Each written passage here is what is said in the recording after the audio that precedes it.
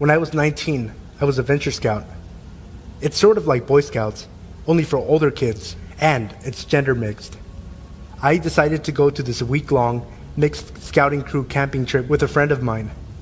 But a few days before going, my friend from Venture Scouts bailed, so I'd be going up into the mountains alone with a bunch of strangers, which was no big deal for me. I can handle myself. When I got there, I was the only Venture Scout, and the only girl. It was a little awkward, but most of the Boy Scouts were pretty nice and easy to get along with. Although they weren't used to camping with a girl, they happily accepted me as just one of the guys. But there was this one guy, Danny.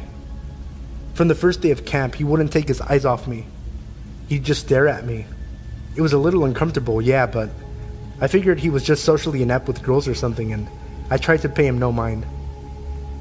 The next day, while we were hiking, we all split off into pairs, and it turned out I was paired with Danny. He looked a little too excited about the idea of hiking with me alone. His eyes always seemed a little too wide, a bit crazy looking, but he was a small guy. Spindly, unkempt hair, a little shorter than I was at 5'7". I figured I'd be able to take him out in a fight if he tried anything, so I didn't raise a fuss about it. Before settling out to the hike, he kept asking me if I needed help putting on my sunscreen. Even though I kept declining, he kept pushing the question and tried to put sunscreen on me until one of the guys told him to cut it out. While we were hiking together, he kept probing me. "How old are you?" he'd ask. 19, almost 20, I'd reply. Don't lie. You must be 14 or something. You're so innocent. Young, innocent girls are always the cutest. He kept asking innocent enough questions, like where I lived, if I had siblings, what my favorite color was, but he then started asking me if I'd ever heard of BDSM. I was taken aback by this and was more than a little uncomfortable, so I'd pretend to not know what he was talking about, all the while trying to give as many cues as possible for him to drop the subject. But he then started going on about what BDSM was, about tying girls up, about hitting them and burning them. At this point, I was freaking out a little bit, but keeping my cool. I didn't want to show him my distress, any chinks in my armor, because I knew he'd probably get off on making me squirm. The only thought I had was, what the fuck? Seriously, what the fuck? Then, he started complimenting my skin. "You don't see a lot of girls with pale skin. Do you use moisturizer?" he'd ask, attempting to touch my hand, but I kept my arms close to me, held fast to my backpack. I was incredibly tense, and every muscle in my body was screaming. I sorely regretted wearing a tank top, as I could feel his eyes on me. He started telling me how pale skin is beautiful, since you can see the rope burns and the bruises better. The way he said it sent chills down my spine, and the anxious knots forming in my stomach grew tighter. He asked if I was a virgin. Then he asked me if I fantasized about rape, and if I'd like to try out rape play. Wide-eyed in disbelief, I turned my gaze away from the dirt path and looked at him. He was smiling, a creepy, childish sort of smile that was just chilling. I kept silent and quickened my pace. He felt too close. Far too close. I wanted to run. He could probably see the fear in me at this point. There was no hiding it. But then, I saw that another pair of scouts were ahead of us.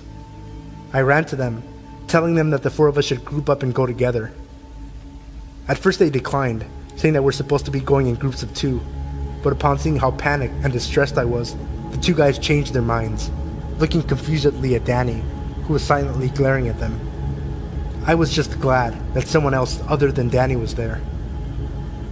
The 4 of us went up the mountain, and I tried to keep close to the other 2 boys and as far away from Danny as possible. Upon reaching the end of the trail and regrouping with the others, the 2 Boy Scouts offered to switch partners to descend the mountain path. Danny looked downright upset, angry even. He was looking at me as if he were betrayed, but I didn't care if it pissed him off. I accepted the offer of switching partners and was able to get back to camp in relative peace. On the way down, the Boy Scout I was with asked me if Danny was bothering me or something. I lied and said he wasn't bothering me too much. After all, I was 19. I thought it would be pathetic to get so distressed about some weird 15-year-old kid. I figured that so long as I stuck with the other guys, I'd be fine. But then, that night, I was alone in my tent. Everyone else got to sleep in pairs of 2 or 3, but since I was the only girl, I had to be alone in my tent. It's always a little creepy being alone and isolated in the forest, away from everyone else. The scoutmasters insisted my tent be far away from the boys' tents so that they wouldn't bother me, but it only put me in a more vulnerable, isolated position. I sorely wished I'd been closer to the protection of the rest of the group. Late at night, I heard rustling outside. I figured it was just a deer or an elk or something, as it usually was, and went back to sleep. But then I heard my tent opening. Opening my eyes, I peeked through the crack in my sleeping bag to see what it was, and there, I saw the white of an eye looking back at me. Looking through the opening of my small tent. It was Danny, staring at me. I froze, holding my breath. I held my dad's hunting knife close to me, hiding in my sleeping bag, not moving a muscle, staring Danny down, pretending to be asleep, ready to fight at any moment should he take one step into my tent. But he didn't do anything. He just stared, watching me, breathing heavily and muttering incoherently to himself. "Are you there?" I thought I could hear him say. Eventually, after what felt like an hour, he left. The next morning, exhausted, I caught naps when, and if I could, and kept close to the other scouts in my group. It was difficult to maintain my calm and cool composure. The scout leaders were a little frustrated with me, since it seemed like I wasn't paying much attention to their instructions. But at this point, I didn't care much for it. I was always on some level of alert, as Danny would sometimes creep up behind me and caress my neck, or play with and try to smell my hair. And every night, Danny was there, watching. One night, he went digging through my backpack, looking for something. Unfortunately for him, I kept all my clothes and personals tucked away with me in my sleeping bag. He left with nothing. I grew up in rough situations and circumstances, so I always felt I can only rely on myself. Asking for help was never an option as a kid. Asking for help meant you're weak, so it hardly even occurred to me. I was prepared to tough out the rest of the week, but a little over halfway through the week, Danny was called away by the scoutmasters and sent home. I got the feeling that the Boy Scout that helped me before saw what he was doing and sent in a complaint about him to the staff. While everyone else was confused and happily saying bye, he just crossed his arms firmly and stared as Danny left. Danny looked so bewildered and confused by it all, like he didn't understand what he did to deserve being kicked out of camp. It was so strange. I tried my best to forget about it, and the rest of the week went off without a hitch. But the more I think back on it, the more I realize how damn freaky and bizarre that kid really was. I fear he may end up being some kind of serial rapist or something when he grows up. All I know for certain is that he was very disturbed. I'm just glad my dad told me to take his hunting knife in with me, even though knives weren't allowed at this camp. My father insisted I keep it for protection, and I don't regret it.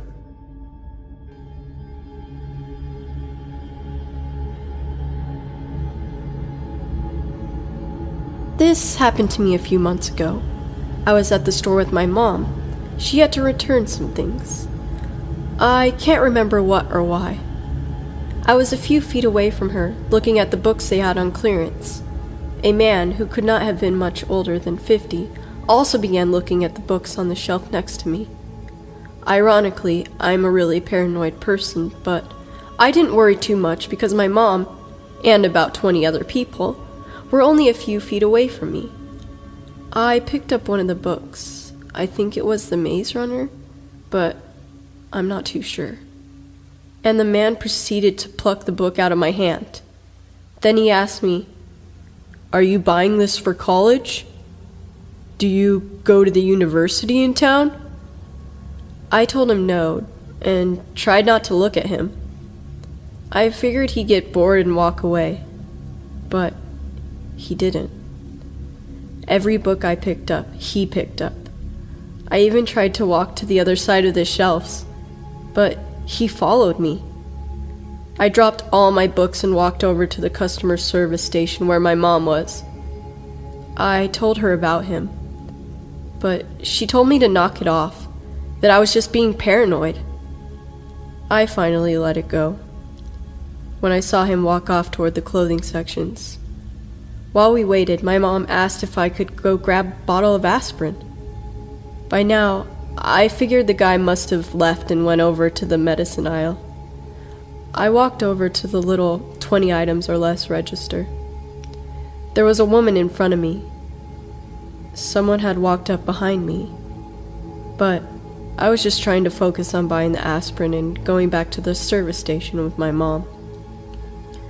The person behind me began to whistle, so I turned around, and it was the guy from the book aisle. I tried to keep my cool, but my body began to shake, and I broke out into a cold sweat. I kept looking back at him, and he kept smiling at me. The woman in front of me seemed more nervous than I was. She kept looking at him, and then to me. She was finally done checking out, and I started to scoot closer to the register. He also scooted closer, to the point he was almost completely pressed into me. I urged the cashier to hurry and just scan the bottle of aspirin. I snatched my change from her, grabbed my bag, and ran toward the customer service station. My mom was sitting on the bench, waiting for me, and I started crying my eyes out the moment I walked up to her. When I told her what happened, she became angry this time, and started walking towards the register I was at. But he had already left. In a hurry, the cashier told her. For a month, I refused to go into the store. I would opt to stay at home in fear that he would be there. Dear creepy man at the store, let's not meet again.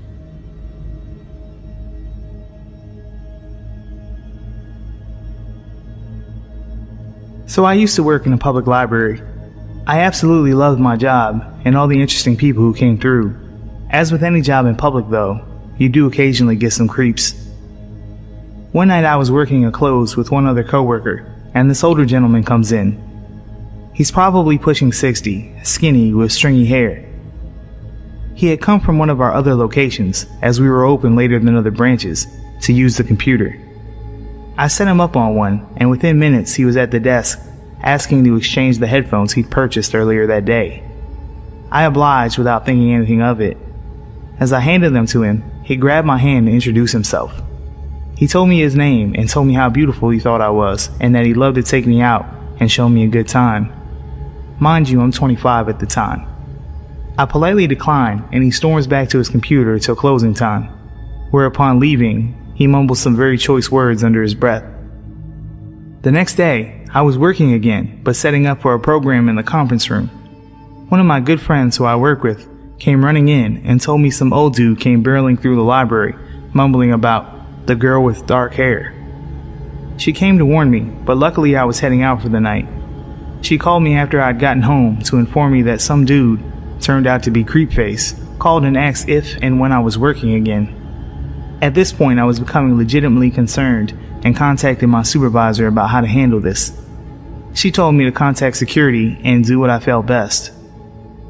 The next day, I was at work and I was on edge constantly.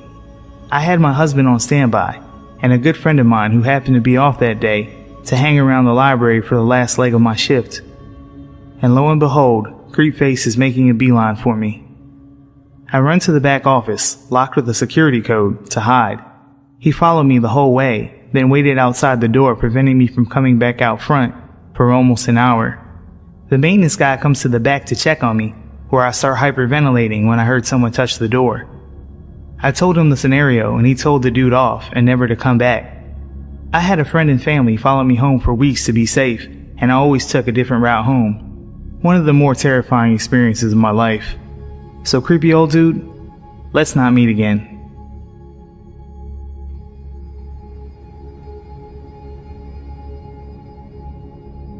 In 2008, I worked at a retail clothing store with my girlfriend Chelsea. We were both 18 years old, and we tried to work as many shifts together as possible to maximize our time together because she was still in school.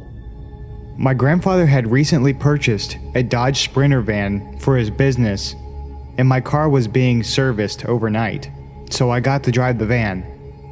Chelsea and I loved the nights that we got to take the van, because it usually had back seats installed, and the tinted windows meant that we could have some privacy, which is great for teens who still live at home. That night, we only had one row of seats in the back, and it was the row just behind the driver and passenger. Chelsea and I parked near each other, like we always did, and worked our evening shift, closing the store with a few of our coworkers.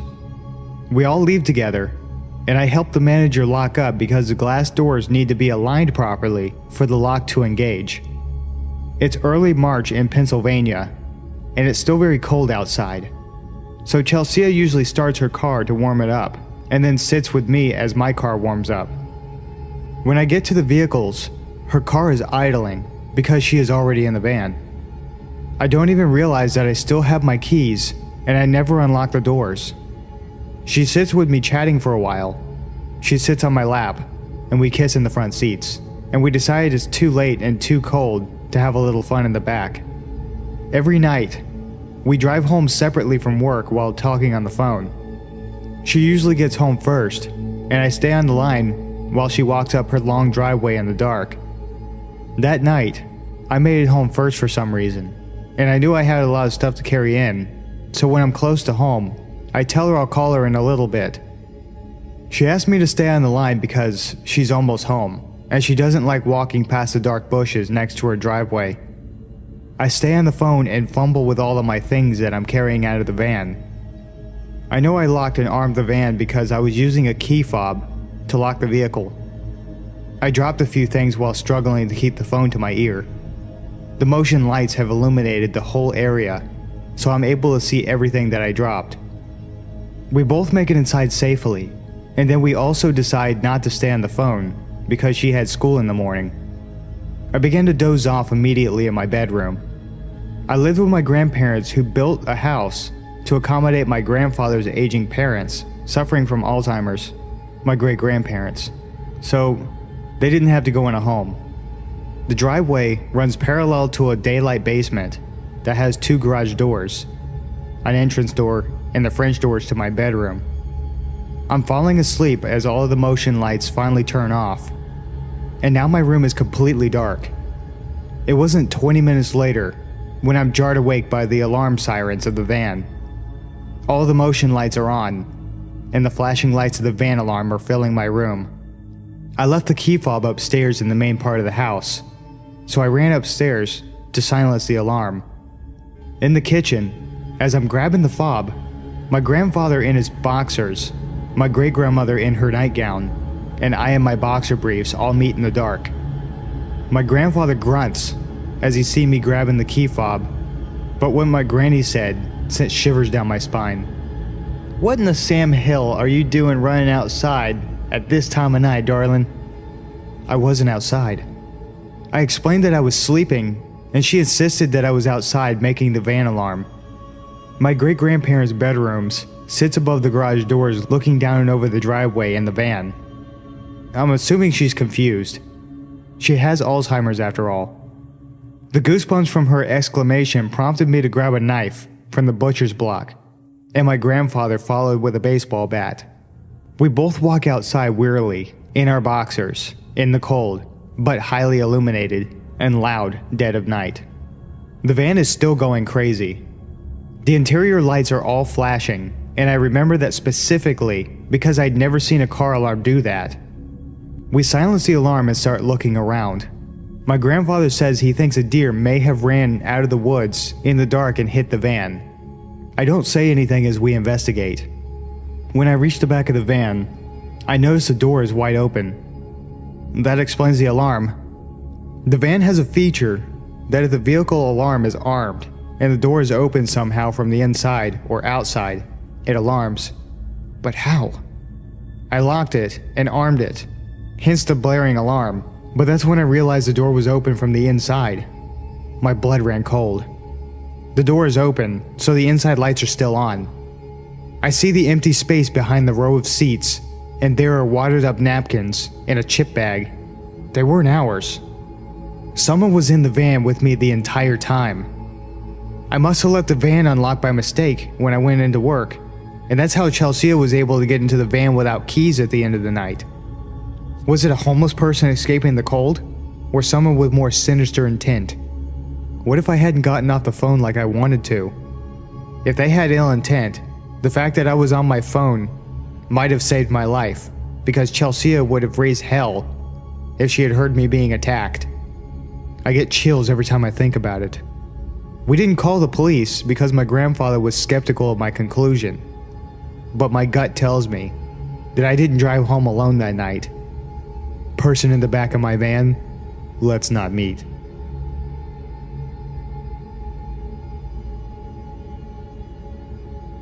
Just the other night, there was a windstorm that blew through my town. The wind was accompanied by a downpour of rain. Having grown up on the coast of Oregon, I'd fallen in love with the sound of rain, especially when it's hitting the cement patio outside my bedroom window. So I had my window open, so I could hear the rain better, and settled into bed, curling up in my blankets and trying to fall asleep. Not long after settling in, I heard what sounded like nails, or claws, scratching at the cement. This wasn't entirely out of place, seeing as I have two wolf hybrids who usually sleep out back at night, so I brushed it off and tried to drift off again. Not much later, I hear it again. I opened my eyes and focused on the sound. The more I listened, the more it became obvious that this wasn't Cova or Anya. If they were moving around, I would hear their tags jingling. I would hear the distinct pattern of them walking. But this was as if someone was taking their nails and scratching at the cement. Being too lazy to get up and put pants on to check if the dogs were inside, I texted my stepdad and asked if he'd let the girls out or not. He told me no, that since the wind was blowing so hard and there was so much rain, he brought them inside about an hour ago.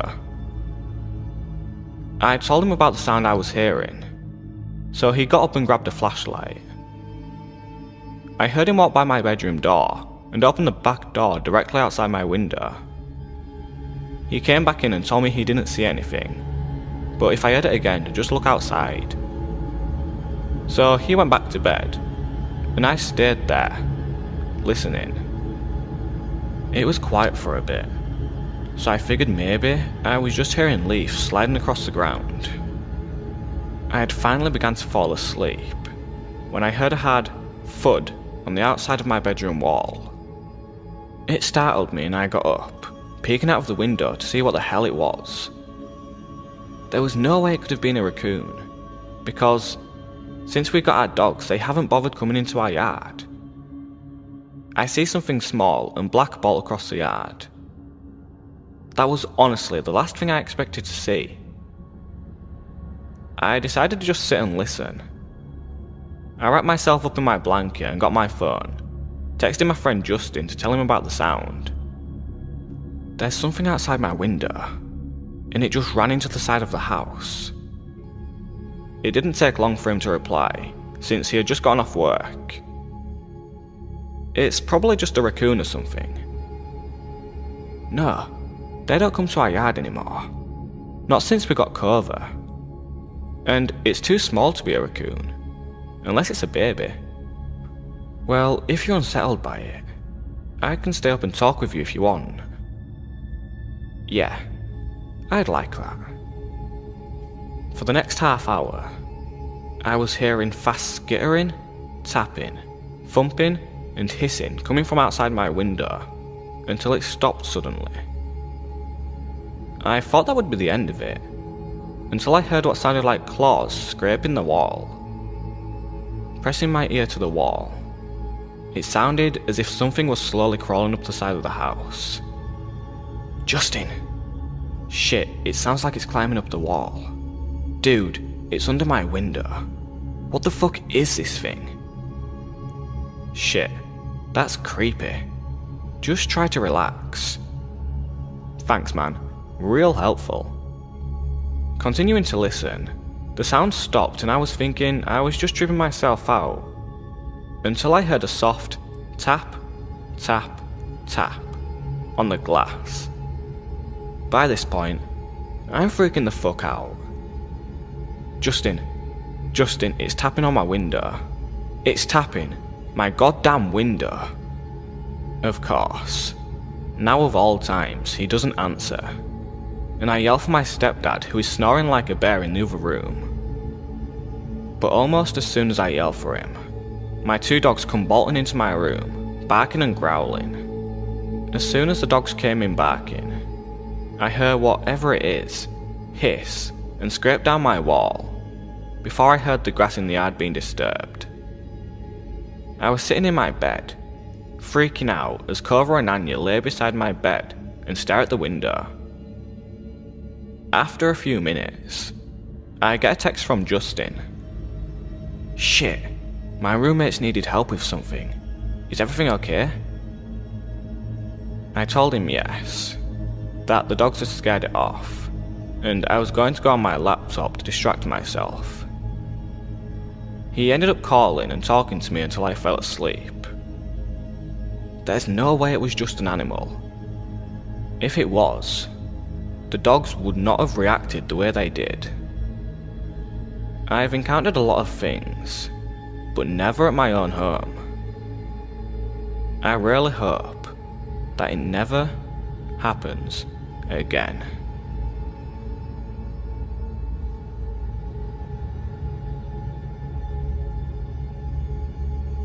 When I was a sophomore in college, I lived in a small but beautiful historic studio apartment in a small East Coast city that had somewhat of a reputation for crime/danger. However, the neighborhood I lived in was usually considered one of the good neighborhoods. It was close to the city's university and was mostly students living there, especially on the street my building was on. My building was a huge 4-story townhouse, if you can really call it that. It was really a mansion as a whole, built in 1895. The architecture was really awesome, built-in bookshelves and huge mahogany pocket doors that slid into the walls. Anyway, the building wasn't exactly in mint condition, and my landlord was pretty lazy. He would always come by and check up on things and make promises to get the place fixed up a bit, but never really did. The apartment I was renting was on the first floor, my front door immediately on the left as you walked into the building's door on the street. This door, the building's front door, which from the street opened to a small lobby area with one door in it, mine, and a staircase to the other apartments upstairs, was huge and heavy and was never locked. In fact, you couldn't lock it. So, basically the door to my apartment was open to the street. I asked my landlord countless times to please do something about the front door, but he never did anything. Well, one night I was getting home from work and it was very late, about 3:45 a.m. I worked as a pizza delivery driver at a place that was really open late at night, and I was just sitting on my couch watching a little TV before I went to bed. I had also gotten totally naked, something I truly loved being able to do, considering I lived alone. Anyway, not 10 minutes since I'd gotten home and sat down, I hear 3 slow knocks at my door. I'm thinking, who the fuck would be at my door at this hour? What could they possibly want? Why didn't I hear the building's front door open like I normally do? Young and naive, I was half scared and half intrigued. I put a robe on and slowly crept toward the door, which, by the way, was literally right next to the couch where I was sitting. At this point in time, my door didn't have a peephole, so I kinda had to take a leap of faith and open the door. When I did, a tall, emaciated, middle-aged man stood staring me down with low eyes and a grin. He was wearing all black, many layers, and a big black trench coat. The first thing he said was, "Can I come in?" With the door barely open, I had a deep pit in my stomach and just went, no man, What's up? He just kind of stared into my eyes for a second and clearly disappointed, and then said, I've seen you around. And started to grin again. The pit in my stomach had evolved into a churning sensation, and I was starting to get nauseous. Yeah, I've been watching you, and I like the way you look. He said. So, you gay? Bisexual? I was just like, I don't know, but it's late and I'm going to bed. Bye. He kinda nodded and lingered for a second, as did I, watching to make sure I saw him leave the building. Once he did, I closed the door, locked it, and stood with my hand still on the knob for a good minute at least. After I snapped out of my shock, I ran over to my couch and pushed it up against the door. I ended up sleeping on the couch that night even though it was right there. It just made me feel safer, like I could hear something if it happened. Well, nothing happened that night. It wasn't about until a week later on one of my nights off from work that I was sitting around my apartment, winding down by myself after I had some friends over drinking and smoking a little bit as college kids will do.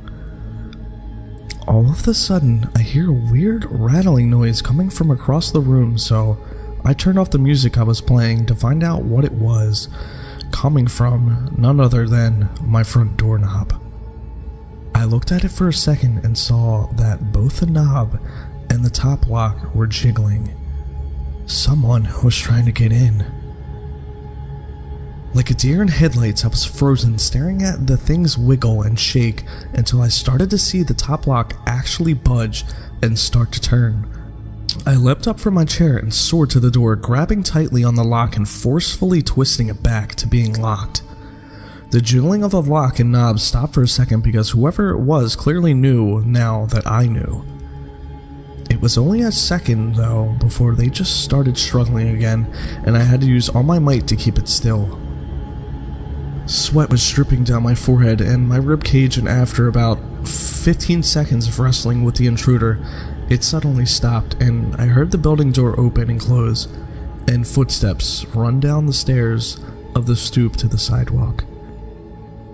Just like I was before, I was paralyzed with my hands at the door for a good while before I realized I was crying and shaking and that I needed to call someone.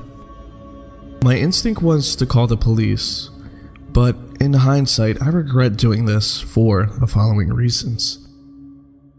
I was having basically a panic attack while I was on the phone with 911, and I actually threw up during the call, and I think that's when they decided I was just fucked up or something. When the two police got to my apartment, they stood in my doorway as I struggled to recount to them what had happened as I'm shaking and crying. I noticed at one point that they're both smirking and laughing, and I say, What's funny right now? One of them goes, It reeks of marijuana. I was just like, okay, and basically argued with them after that. Long story short, they ended up confiscating a bunch of shit from my apartment and basically turning the whole situation into a little mini drug bust. Although they said they weren't going to charge me with anything, just take my shit. Nothing about this attempted break-in besides keep your door locked. I hate to make this story so long, so I'll try to keep the last part short. Basically, this same scenario happened one more time about 2 weeks from the last time. Only instead of calling the police, I called my dad, who raced down in an hour, 2-hour drive from his house to this place, with a crowbar up his sleeve. Unfortunately, by the time he had gotten there, whoever it was had already left. My dad ended up cussing out my landlord and demanding he get the door fixed and install a new lock and a peephole on my door. He did make this happen within a reasonable amount of time, and I also got one of those bars you wedge between the doorknob and the floor, as well as an aluminum baseball bat to protect myself, so I felt a lot better from then now on.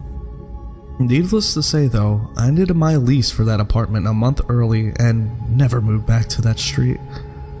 I never found out for sure who was trying to pick my locks and if it was that guy who had come to my door the first time, but whoever it was, let's not meet.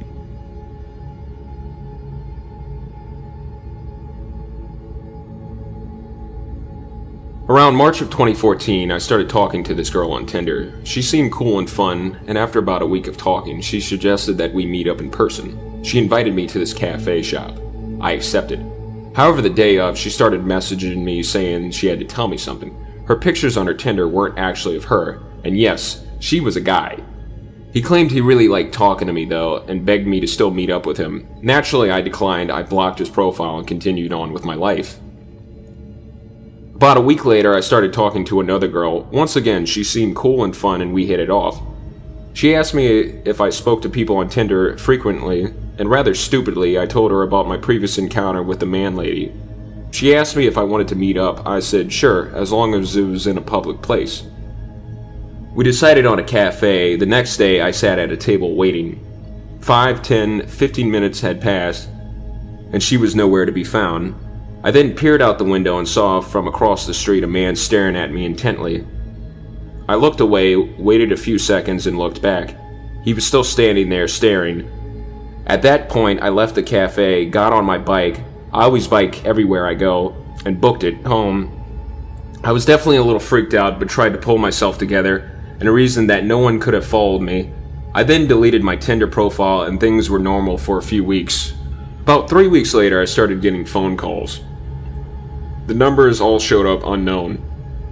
I picked up the first few times to some guy breathing heavily into the phone. I was already a little freaked out. After about a day, I stopped picking up any calls unless it displayed the caller's name. I then started receiving texts. At first they were pretty harmless, calls for attention and begging me to meet up in person.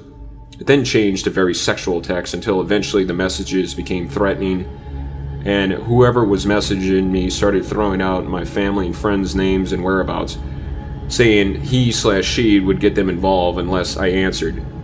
Because they were texting me, I could see the displayed number. But when I called phone providers, they told me the number couldn't be traced. It was probably a track phone. Great. I waited about 2 weeks not responding to texts, thinking I shouldn't feed the troll, but eventually it became too much. I started getting upwards of 50 calls and texts a day.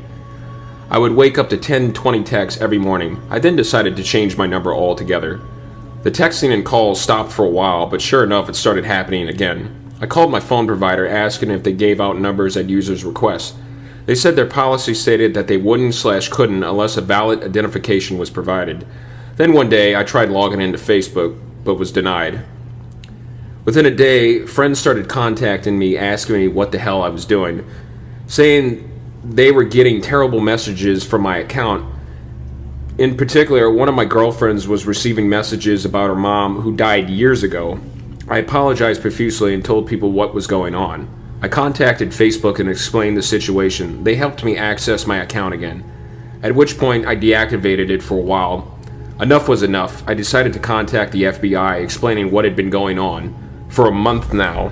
Documented everything, but told me since I or any of my friends/relatives were in no immediate danger, they probably wouldn't be able to do anything. At that point, I felt stuck. I thought about hiring a private investigator or a hacker. I decided against it, however, just hoped it would fade out. I never answered. I left my Facebook deactivated, ignored any text/phone calls. I never had any trouble at home. Some of my closest friends would receive an occasional text as well, which weirded us all out. I hated that they got dragged into it. One day I came home and things felt very eerie. Door unlocked, windows open, no one home. A strong breeze running through the apartment. I did a check of the place and found nothing else weird, so I locked everything up and just waited for my roommates to get home. Been almost 7 months now. The text/calls have more or less stopped. I get an occasional text, but at most every 2 weeks. At the peak of it, I was receiving almost 100 texts a day. It definitely affected my social/personal life. I became more weary of people around me and my surroundings. I just felt like I couldn't really focus on anything until this stopped. Work was very difficult though. I tried to maintain my composure as best as I could. Everything was just weird. Life was weird. I've since stopped using all forms of dating apps/websites. Things are getting back to normal. At this point, I just wanted to put all this behind me. I'm moving at the end of this year, so it'll be nice to have a fresh start in a new place. I'm not going to sit here and say all dating apps are dangerous and no one should ever use them, but definitely cover your bases. Ask more questions before meeting someone. FaceTime them first, Skype, anything. I was naive about it, and I regret it. Be safe, stick close to your friends, and try meeting people in more traditional ways. Weird Tinder stalker, let's not meet.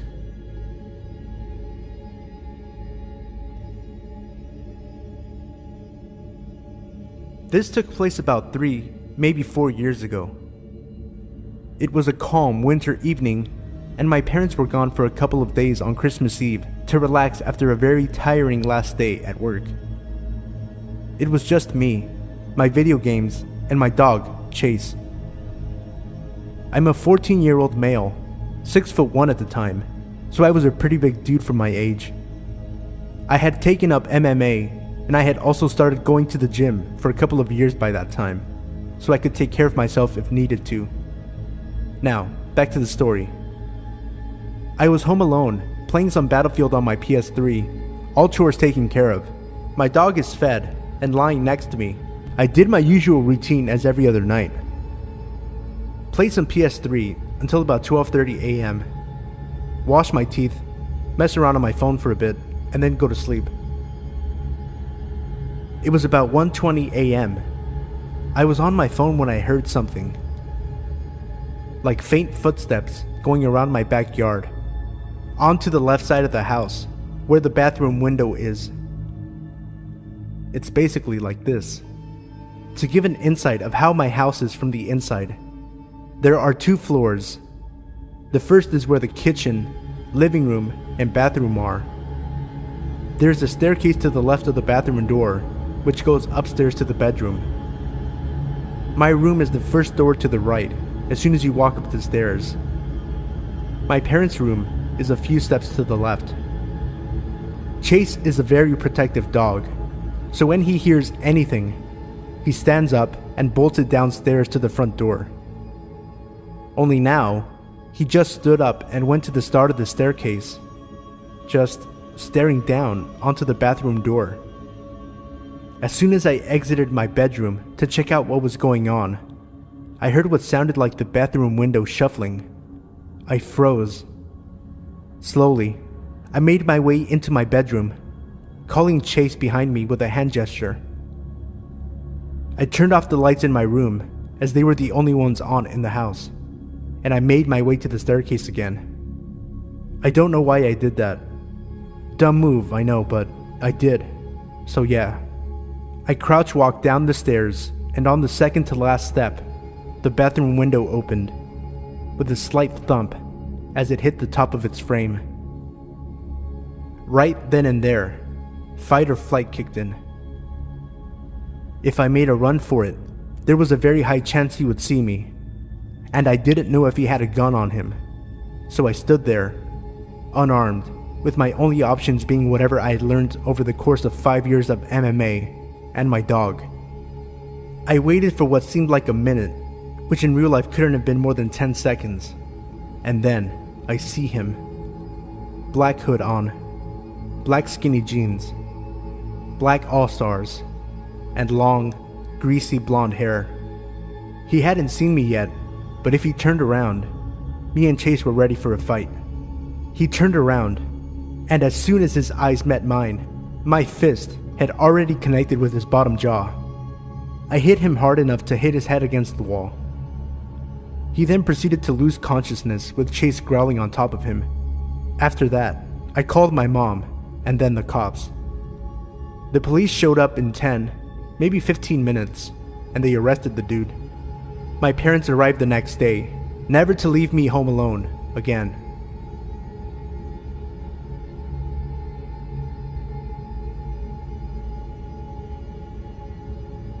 A couple of years ago, I was working front desk at a hotel in a small town off the interstate in Pennsylvania. I'm not sure how other hotels do it, but unless it was a busy summer, front desk agents worked alone on every shift. Since it was second shift, that meant that all the housekeepers had left hours ago.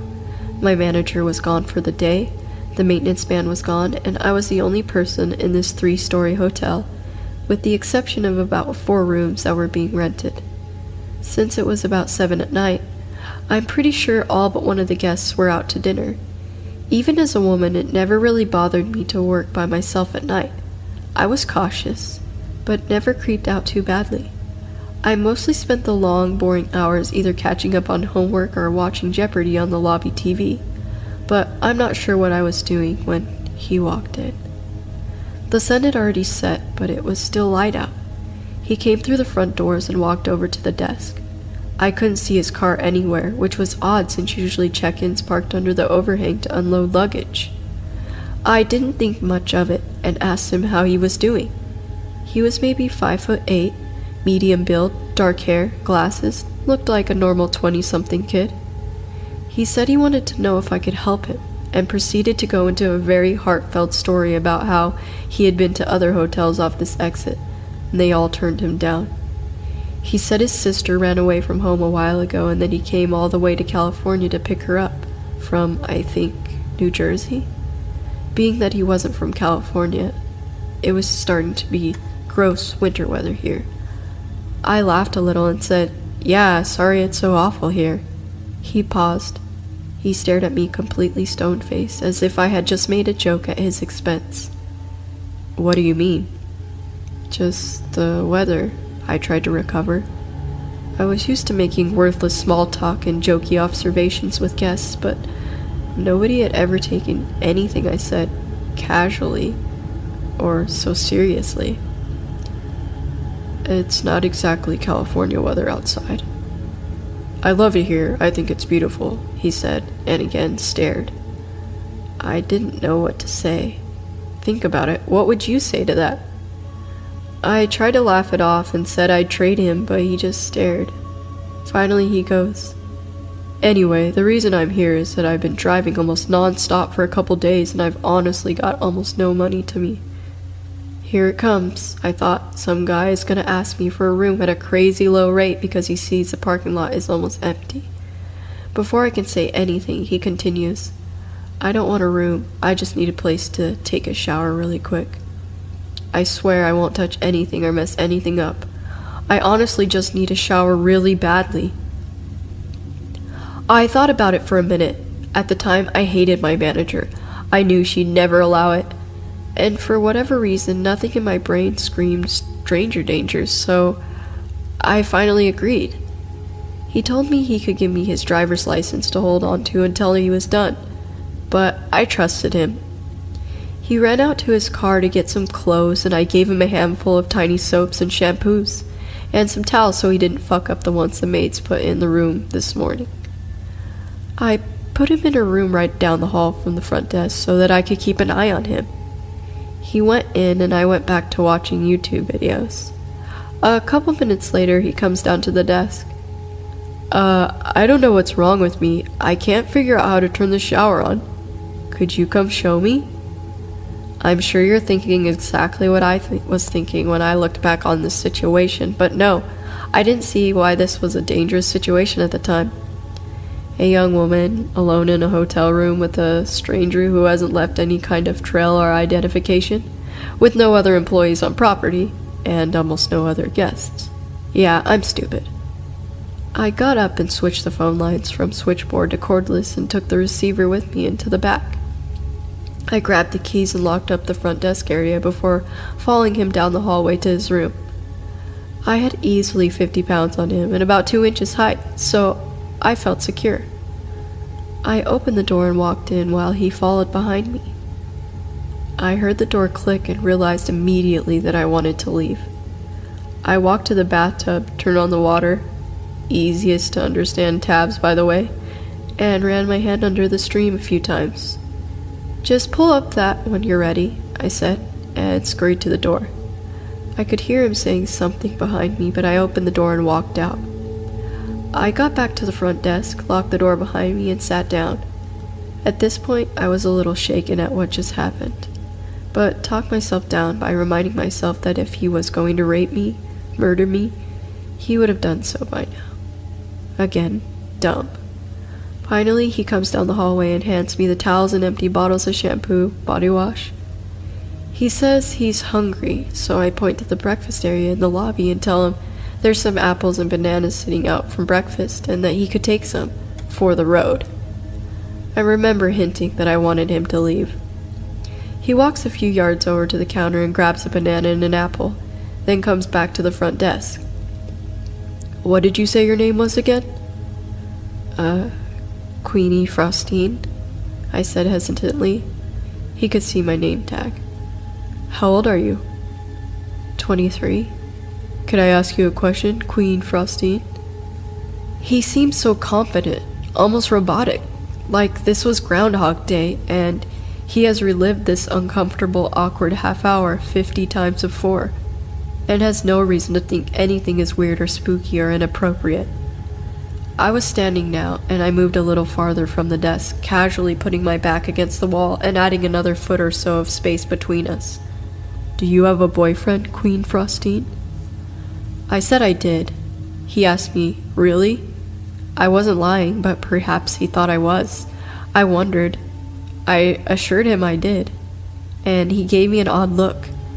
The best way to describe it is that he saw something funny in his head and was amused by it, but more amused by the fact that he was the only person who could see it. That's really weird, he continued. Why is that? I asked. He told me it was weird again, and I racked my brain trying to think of what he meant. Was he implying that I am ugly? Did he think I was a lesbian? Any and all solutions came flooding over me so fast, yet none of them fit. Why is that so weird? It just is, he smiled a little. Okay, I let out. I stood there staring at the floor a little bit, then back at him. Anyway, I gotta go. Thanks for the shower and the fruit, he said as he walked out the door. I watched his car pull away, but couldn't tell what kind it was. It was that weird kind of time in the early winter where it goes from dusk to pitch black in what feels like 10 minutes. I sat back down, rattled. I couldn't believe how uncomfortable I was all of a sudden. My stomach burned inside and I was relieved that he was gone. For the first time, I felt really truly scared in that hotel by myself. I got up and ran to the laundry room that connects to the front desk. I made sure the door leading to the lobby on the side was locked. It was.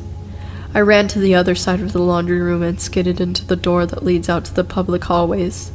I checked to make sure that it was locked. It wasn't.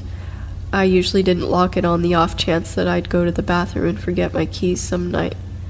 I slammed it shut and latched it. The phone rang. I walked over to pick up the cordless that I'd laid next to the switchboard. Thank you for calling. This is all the further I got. Hey, Queen Frostine. I paused for a second, shocked that someone messed up my spiel. It definitely wasn't my boyfriend's voice, nor was it maintenance man. It's Adam. I was just there. I could literally feel my heart sink. I looked at the door but couldn't see him there. The darkness on the outside unsettled me. I sneaked behind the door to the front desk and into the laundry room. I didn't know if he was outside watching me, but I didn't want to be seen. I mumbled and, oh, hey, trying to be casual and failing. He continued, hey, I just wanted to let you know why I said it was weird that you had a boyfriend. I peeked out again to see if it was him at the door yet, but nobody was there. I think it's weird that you have a boyfriend, but you still let a guy come in and shower. I could feel my pulse quicken. I mean, that's so weird. Is it? I asked, trying to keep my composure as I ran through the laundry room and rechecked the doors. Then I remembered the only door that wouldn't lock. The door directly to the outside. The back of the hotel where employees would sneak out to smoke weed. The latch had been broken for a while, and our manager decided that decorating the lobby for Thanksgiving came before safety issues in terms of budget. I stepped back to the doorway that led to the front desk and to the laundry room and locked that one behind me. Yeah, he continued. I mean, you have a boyfriend and you still let me come in and shower. I don't know. Don't you think that's weird? No, I said, trying to end the conversation in a short tone. That's all I wanted to say. Anyway, I'll see you soon, Queen Frostine. He finished almost threateningly. I hung up the phone. I called my sister and told her to send her husband over, but she insisted on calling the police. I made her promise not to, as I didn't want to lose my job. I called the maintenance man, since I knew he lived right up the road, and told him to hurry over. I called my boyfriend and told him to please come. I wanted my bases covered so that someone would show up within 10 or 15 minutes. I never heard from him again, and we all kept it a secret from my manager to keep me from getting fired. I hadn't thought about this for a while, but looking back at it, it's entirely creepy to me.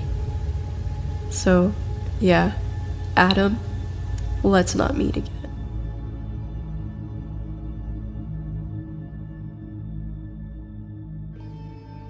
About 3 years ago, I moved into my first apartment. I lived alone on the first floor of a 3-story shotgun house built in the mid-1800s. The house was beautiful, albeit a little creepy due to its age. It was on the nicer end of a rough neighborhood near the university I was attending at the time, and break-ins were pretty common. But I always felt safe because my landlord and his wife lived in the 2 floors right above me. They were in their late 60s, but it felt good to know that I wasn't totally alone. It was the first fall I was living there, and the days were getting shorter. On this particular evening, it was already good and dark outside by 6 p.m. I was in the kitchen making dinner when suddenly the power cut out. I was a little startled, but luckily the flame from the gas range was still going, so I could see well enough to grab my phone to use as a flashlight. Aside from the flame flickering under the pot of soup, the house was pitch dark. I double-checked the light switch in the kitchen, but got nothing. The only thought that occurred to me was that it was a strange time for the power to go out. It wasn't storming, and it wasn't particularly hot outside or anything. I used the light from my phone to navigate from the kitchen towards the front of the house. I peeked out the blinds in the living room, but couldn't see from that vantage point whether any of the other houses had lights on. I decided it would be a good time to call the landlord, because I sure as hell wasn't going down to our creepy stone basement to mess with the 100-year-old fuse box. I knew they were home since I kept hearing them go up and down the stairs earlier, so I rang them up. Being older folks, they only had a house phone, and when I called it, it was disconnected. Of course, it was connected to the power. Still standing there in the pitch darkness, I wasn't quite sure what to do. I remembered the burner I left on and was heading back toward the kitchen when I heard their front door slam shut and heavy footsteps in the entryway that separated our apartments. Then I heard 2 men's muffled voices. You know that primal fear people talk about when something bad is about to happen to them? I felt it. Every hair on my body stood up. In half an instant, my heart was in my throat.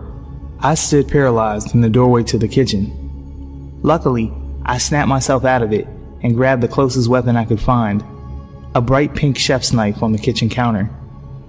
I'm a small woman, and certainly not strong. I had my doubts about whether I could fend off 1 intruder, but 2? I crept as quietly as possible back toward the front door, clutching the knife in one hand and my phone in the other. I stood a couple feet from the door, and the men were still out in the entryway talking. Their voices were rough sounding, and definitely not from the area. Well, do what you gotta do. I'll be waiting in the van, said one. With that, I heard the front door open and close. At this point, my heart was beating out of my chest, and I felt like I was going to be sick. Were they just breaking in, or did they intend to hurt me? Had they already hurt the landlord and his wife? Shit. I made my way over to the blinds and peeked out the window again. Sure enough, I saw a man in dark clothes hop into a white van parked across the street, just to the left. I live at the end of a dead-end street, where you can only park facing one direction, and the van was facing the wrong way, ready to head up the street. I tried to collect myself. There was nowhere to hide, really.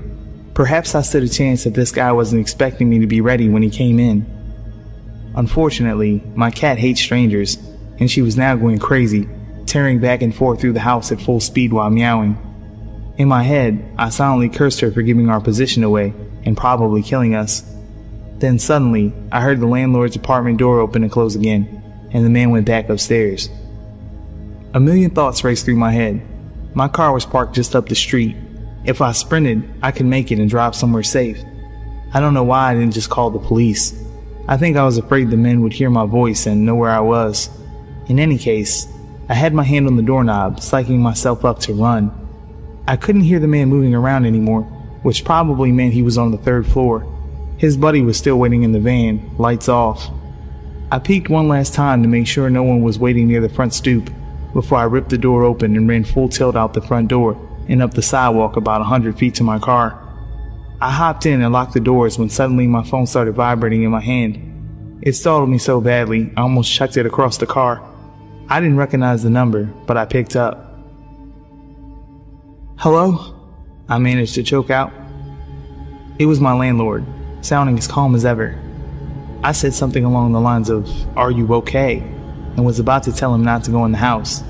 I was so scared and out of breath that it came out more like, "Don't, men, house." He seemed confused, and before I could collect my words, he started telling me that, yes, they were fine and the power was out on the whole street apparently. He just phoned the energy company on his new cell phone to check on it. I should probably take down the number while he's got me on the line, and he hoped I didn't mind, but some repairmen were at the house to check on the heating and cooling system. They might need access through my apartment to get to the basement. Shame they came by right before the power outage. Slowly, the dust began to settle in my mind. I had been at the point of maybe having a heart attack and definitely wetting myself over some repairmen, one of whom was still waiting outside in the van and had just seen me haul ass up the street with a giant pink knife in my hand. I was too embarrassed to walk back to the apartment, so I just told the landlord to go ahead and let them in if he needed to. I'd be surprised if that repairman didn't call the police himself to report a crazy woman with a knife running through the streets. On the bright side, I learned I can run quite fast if I need to.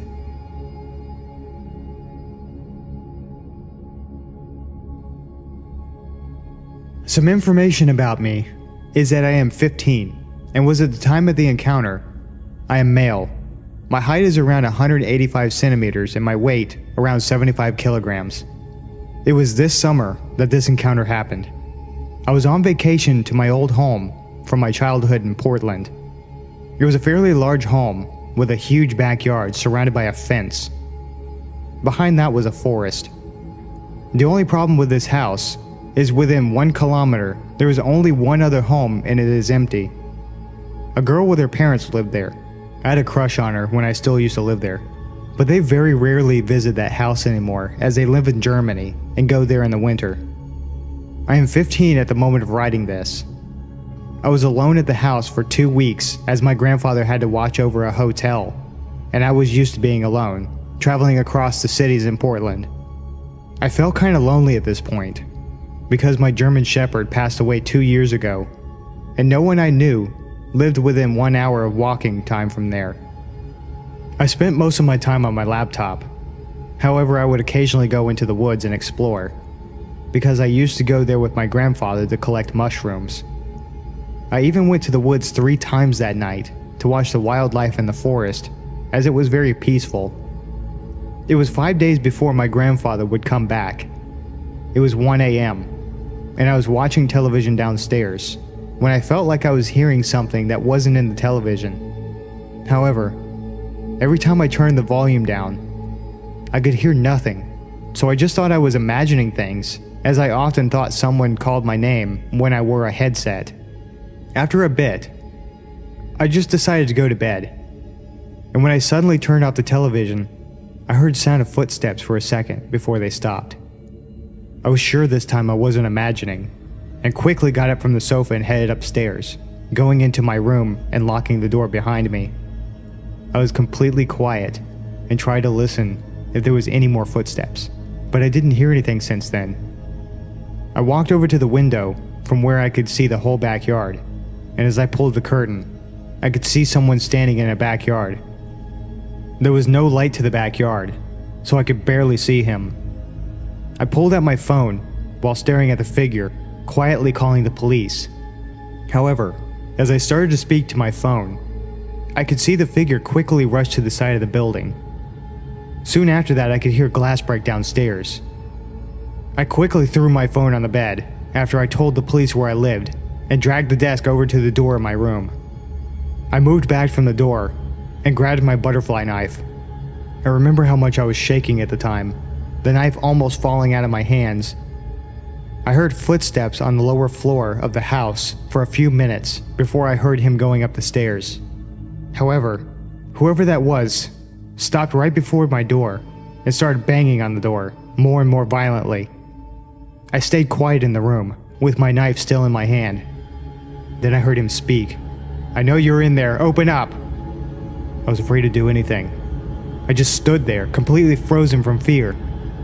After a bit, I heard the sirens of police and heard the man rush down the stairs and through my backyard, climbing over the fence and disappearing into the woods. I told the police about the whole incident and noticed that the broken window was the only thing destroyed in the house. There was nothing missing from the house. Nothing was even touched except for the window. The police have not found that man that came into my house, and I left Portland early, and I don't think I want to visit that house again.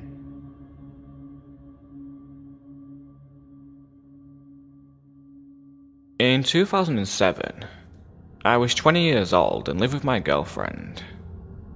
Neither of us had a vehicle at the time, so when we got into an argument one night, I left and started walking the 8 miles to my mum's house to give things a chance to settle down. This was around 1 AM. As I'm walking, a small goldish car pulls up beside me, and the driver, a middle-aged black man with a slight speech impediment, asks me if I need a ride, which I declined. He asked me if I was sure several times, and I said yes, but thanked him, and he drove off. For the next couple of miles, he was idling at every major intersection, sometimes honking his horn at me slightly. Every time I noticed him, I made a conscious effort not to look at him again, or invite any more of his attention. I thought he had got tired of messing with me, until I walked in front of a small used car dealership. I heard someone say, "Hey, come here," from the parking lot. It was him again. I stopped, obviously startled, and he tries to calm me down. "Whoa, chill dog. Hey man, you sure you don't need a ride? I'm not busy at all, and I really don't mind." I again declined, and he starts asking me questions left and right.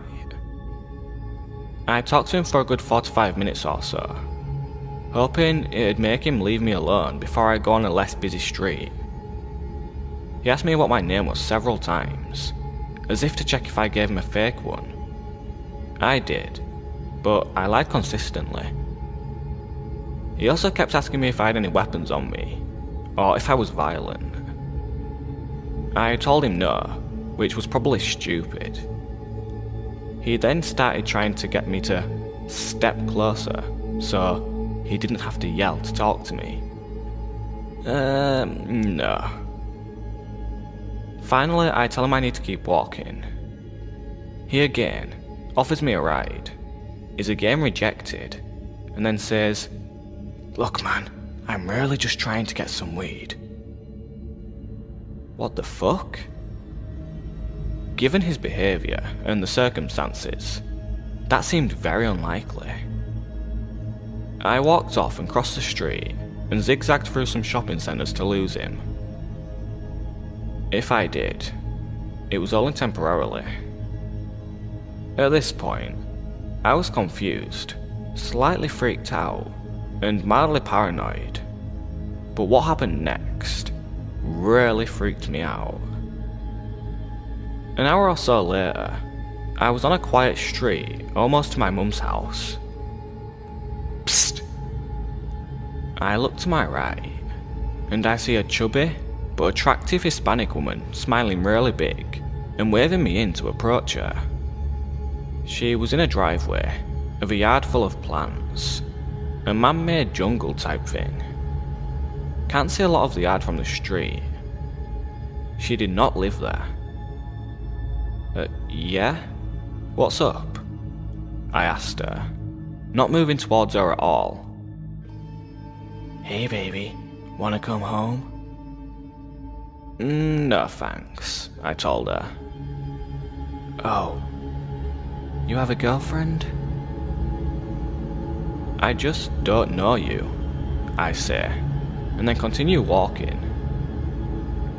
I honestly thought at the time that this was a setup for a robbery or something, but it appeared she was alone, and there was no one else in the truck.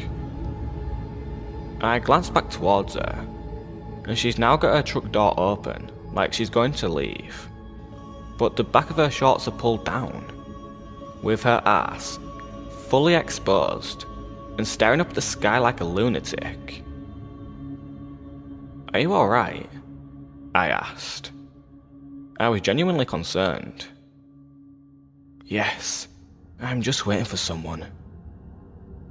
Waiting for someone in the sky at 2:30 AM in a stranger's driveway, hidden from the view of a street?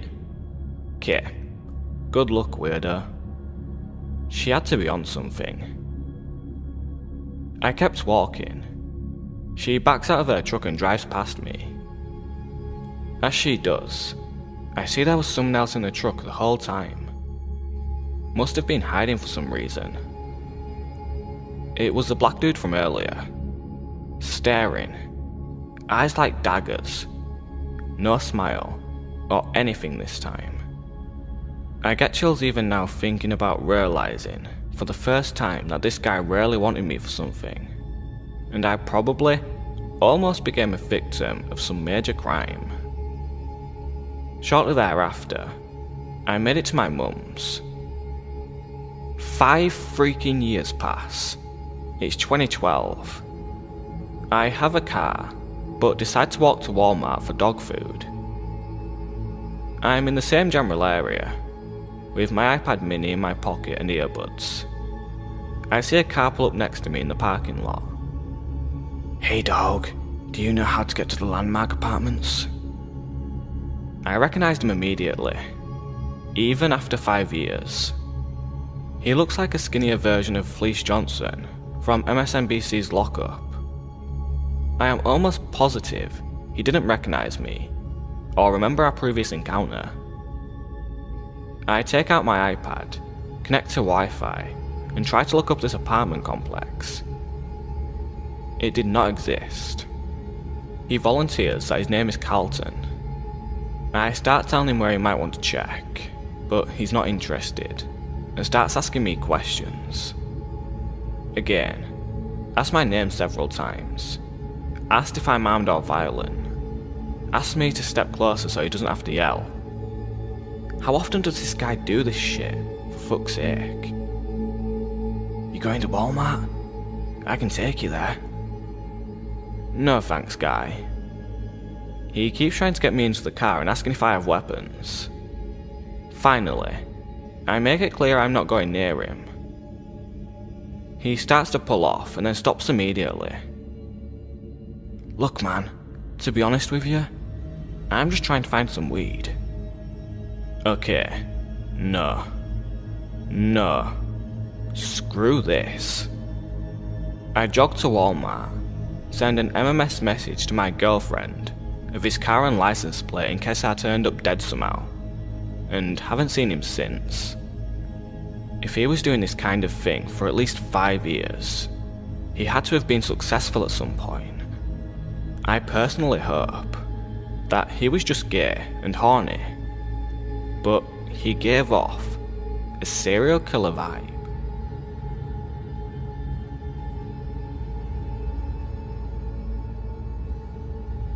So, I'll start off by saying that this story is pretty long and is gonna make my friend and I sound like complete fucking idiots. This is because, well, we are. We completely ignored everything we've been told about stranger danger and basic safety because, hey, we are both 20-year-old college dudes. I also am not the best writer, so bear with me. This happened last Sunday. So, my parents are pretty well off and love to travel to exotic destinations. They planned a trip to St. Lucia and extended an invitation to my sister, her boyfriend, and my friend Vince and I. St. Lucia is a small mountainous island near the coast of Venezuela. It's significantly underdeveloped nation with an all-cash economy where few taxes are collected and spent for the good of the commons. Violent crime on the island is not unheard of. There are a few paved roads, a few major fava-like towns, and a couple of small, secluded, high-end boat-accessible resorts. We stayed at one of these resorts. My parents were in one room, and the rest of us stayed in a room next door. The rooms were more like little huts open entirely to the outdoors with easy accessible rooftops above and below. All was well for most of the trip. We went hiking, snorkeling, and relaxed on the beach. As much as my friend and I enjoyed it, this resort was meant for honeymooners, not for college kids looking to have a wild time. One night, Vince and I were up drinking late at the bar, which was not extremely lively as usual, and we get to talking with the bartender, Gustavo. We bond with Gustavo over our interests in Easy Weezy and girls, and nothing seemed off at all. We asked him if he knew any clubs or where to go to have a good time in town. He told us about how we really had to leave the resort to experience St. Lucia as we expected. He offered to take us to his place sometime to show us the good time we'd been looking for. He then showed us a picture of his house. This should have been the first red flag, but we were drinking and had no reason not to trust our new friend. Gustavo had a massive house for St. Lucian standards, complete with a huge flat-screen TV, pool table, bar, and a Camaro. We'd been around the island a bit at this point and had not seen a house or car half as nice as his. We told him we'd be interested, but would have to let him know when we could go later.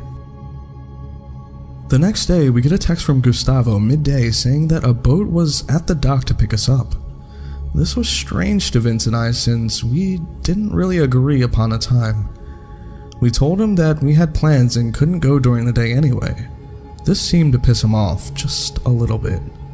The next day, whenever Vince and I would see Gustavo at the resort, he lacked enthusiasm and ignored us as we said hello to him. The following day, however, Gustavo was off work and texting us like we were best friends again. He asked us if we could come to his place and told us he was making pizza, had girls lined up, and some of that good. Knowing that my parents would never let me do something so risky, we told him that we would go out after 10 because my parents were most likely going to be asleep at that point. He agreed, but was kind of annoyed and made it sound like we owed him and better not bail again. On a side note, I've never done coke, but my friend Vince has. I was slightly worried, but I figured I'd just say no, like Dare taught me or whatever, and still could have a good time. Besides, we couldn't really bail on him twice. As 10 o'clock rolled around, my parents had gone to sleep, my sister and her boyfriend had gone elsewhere, and Vincent and I had finished up pre-gaming at the bar near the dock until it closed for the night. It started getting very dark, and soon Vincent and I were about the only ones down at the dimly lit beach area. This is when things really started to get sketchy. Around 10:15, we get a call from Gustavo saying something along the lines of, "The plans have changed. The boat taxi is no longer being arranged through the resort. My guy is coming to pick you guys up. The fare is going to be a little more expensive now, around $100 plus tip. He's nice, but he has a little temper, and he's in a hurry, so don't piss him off. Look for the green and yellow boat and just get in." The unfamiliar flat and low tone of his voice that he used sent chills down my spine, and suddenly we knew we were in serious trouble.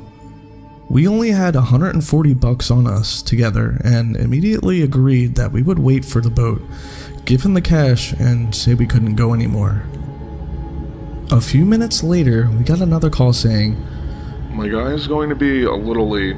He has some drop-offs to make, but if you're not gonna dock when he gets there, he will be knocking on room 17. Don't make him knock." Room 17 is the room my parents are staying in.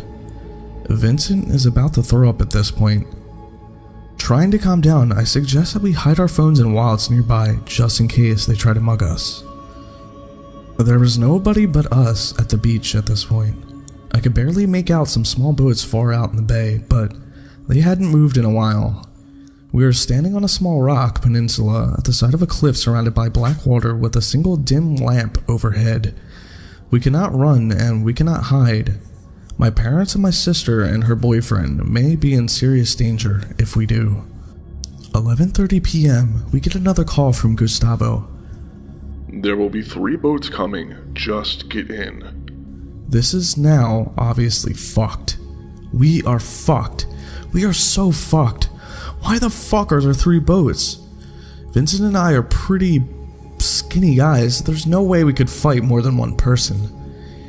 It's the perfect kidnapping, I thought to myself. Vince and I are weak young adults who come from apparent well-off families, who didn't tell anyone where they were going or what they were doing. Gustavo knew all of these things and obviously had the resources and connections to pull abduction off, or worse. I spot what appears to be a security guard making rounds down the beach a ways and immediately walk as fast as I can to him with Vincent. I explained, without using Gustavo's name, that we were supposed to be picked up by 3 boats and we feel extremely uncomfortable after recent events and just want to pay the boat captain and leave. My hope was that if we did get kidnapped, at least one person would know where the fuck we went or what happened to us. He assured us that no boats come around this time of night and we shouldn't wait too much longer. We walk not 100 feet before we get the single most chilling text I've ever read. Did you just talk to the security? Vince and I both froze and stared at each other for a few seconds. We decided to reply and said we were just chatting with him and heading back and that we can't go anymore because it's too late. He quickly replied, "Don't worry, haha." We replied, "Seriously, don't send the boats, we're not going anymore." Once again, his response was, "Don't worry, haha," followed by another "Don't worry, haha," and that was the last we heard of him. I've seen this shit in the movies. Coke dealers don't usually treat rats very nicely. Maybe Gustavo knew that I didn't use his name, and maybe that's why we were able to get out of that mess. Was the security guard in on it, or were we being watched the whole time? I will never know. Not knowing what to do, Vincent and I started climbing the few hundred stairs up to the mountain, back to our room with purpose. It was dark now, with the only occasional dim lamp along the way. Every single sound, every single movement in the surrounding jungle scared the living shit out of us. I've never felt this afraid in my entire life. We get back to the room, lock the door, and I go out to the patio, silently watch the climbable roofs like a fucking hawk. Vincent swears that he saw hands on the edge of the roof, but they were gone when I pointed my phone's flashlight at them. For the next 2 hours, I sat there, head on a swivel, ready to fucking scream to wake up my family and fight for my life. While freaking the fuck out, I saw a meteor burn up in the clear night sky, which was easily the highlight of my night. So that was pretty cool, I guess. Eventually, we figured it was over and went to bed. Relieved to wake up in the morning without my throat slit, I relaxed a bit. Luckily, we were checking out of the hotel at 11, so we wouldn't have to run into Gustavo again. Before leaving the resort, Vincent and I wandered down to the beach to kill some time. That's when 2 large native men that didn't appear to work at the resort approached us. The larger one said, Hey, are you the guys that were supposed to be on the boat last night? You know, Gustavo? I replied, no, trying my best to sound confused. How much longer are you guys staying? He asked. We're leaving in an hour, I replied. He looked at me with an "I know you're lying to me" face, held out his fist, grinned and said with a low voice, Safe trip home. I bumped his fist and walked away, trying to stay cool. It felt like everyone who worked at the resort was looking at us and whispering about us for the next hour. I just wanted to get the fuck out. I didn't feel safe until we made it to the hour drive to the airport and got through security. Gustavo and your friends? Let's not meet again.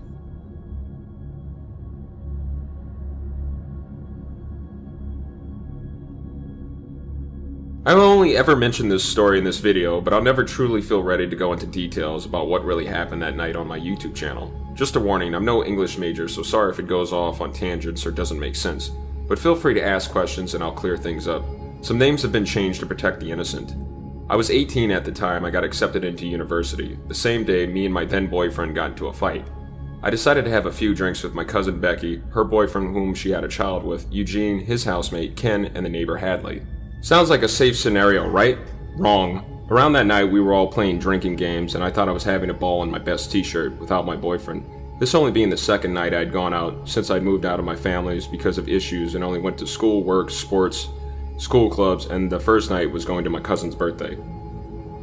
I noticed Ken kept staring at me the whole night, but I never tried anything, and Becky told me to stay away from him because he would sleep with anyone, including Hadley. I wasn't going to sleep with him because of a disagreement with my boyfriend. It got late. Becky asked if I wanted to stay at Dad's house while she was away or sleep in the spare room. I told her I felt a lot safer if I slept in the same room with her and Eugene, since I always got a creepy vibe in the spare room since it was small, cold, and cramped. My half-sister used to have the house before my cousin got it, and it used to be my half-sister's room. That was also where I watched The Exorcist. I didn't feel safe sleeping alone in my dad's house. Ken and Hadley slept on the couch. I noticed Ken kept following me around all night, making derogatory remarks. Later on in the night, Ken started licking and sucking on my feet and toes, and tries to move up. I'm paralyzed with fear because I only had one incident where I had almost gotten raped. Again, the first time I thought it was a safe environment with family. He tries to move up my leg. I pretend I'm trying to toss and turn and cover up my zipper of my pants. But he forcefully and quietly moves my hand away and goes back to sucking and licking on my feet. Eventually goes back to Hadley. I hear her giggling. Prepare myself for the worst and think if he comes back in here, I'll wake up my cousin. Of course he comes back in. I nudge and shove and shake my cousin's arm quietly, fearing Ken would do something violent if he found out. Turned out to be Eugene's. He grabs my hand, I squeeze it tightly, once again tossing and turning so Ken doesn't travel any further up my feet. Eugene apologizes when Ken leaves and tells him he didn't do anything and feels guilty. Maybe it's because Ken was bigger than him and he was under the influence of drugs. I didn't know he did crystal meth until later, but Eugene says he'll say something if he came back in. Yep, and he did. Eugene asks, "What the fuck are you doing in my room?" Ken nervously musters up an, "Oh, I'm sorry," and quickly walks off. This is now dawnbreak. Eugene profusely apologizes when I told him he could have woken up Becky. Then Eugene grabs my hand and I feel something erect. I pull my hand away. He tries it again. I move my hand away and tell him I gotta go back to my house. I take the longest shower of my life. Then I couldn't even wash the disgusting feeling I felt. I walked back to my home. I'm greeted with why it's my fault and I should have never left or fought or an argument, unfinished business with my boyfriend's mom.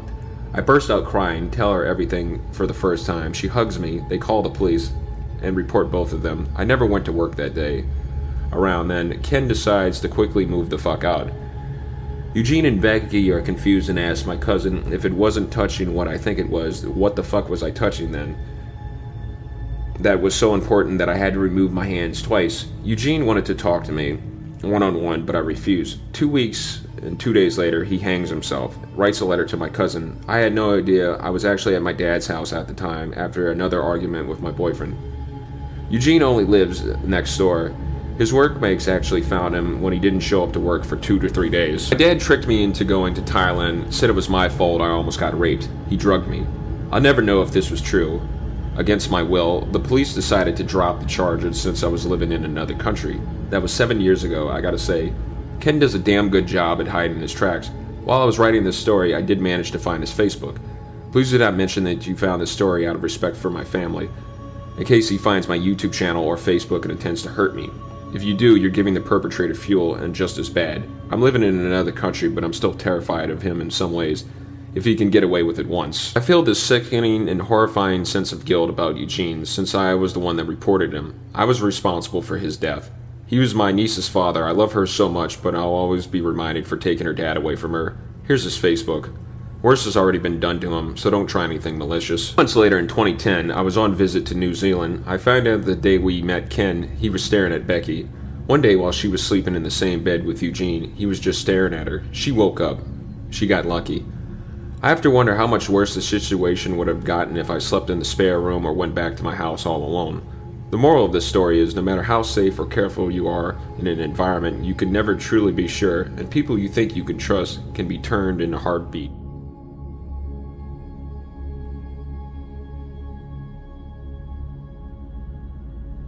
I was seeing this guy Jack for a couple of months. and when I broke it off, I thought he was okay with it. He took it well, said he'd see me around, and we went our separate ways. I lived on a dead-end street at the very end of the street.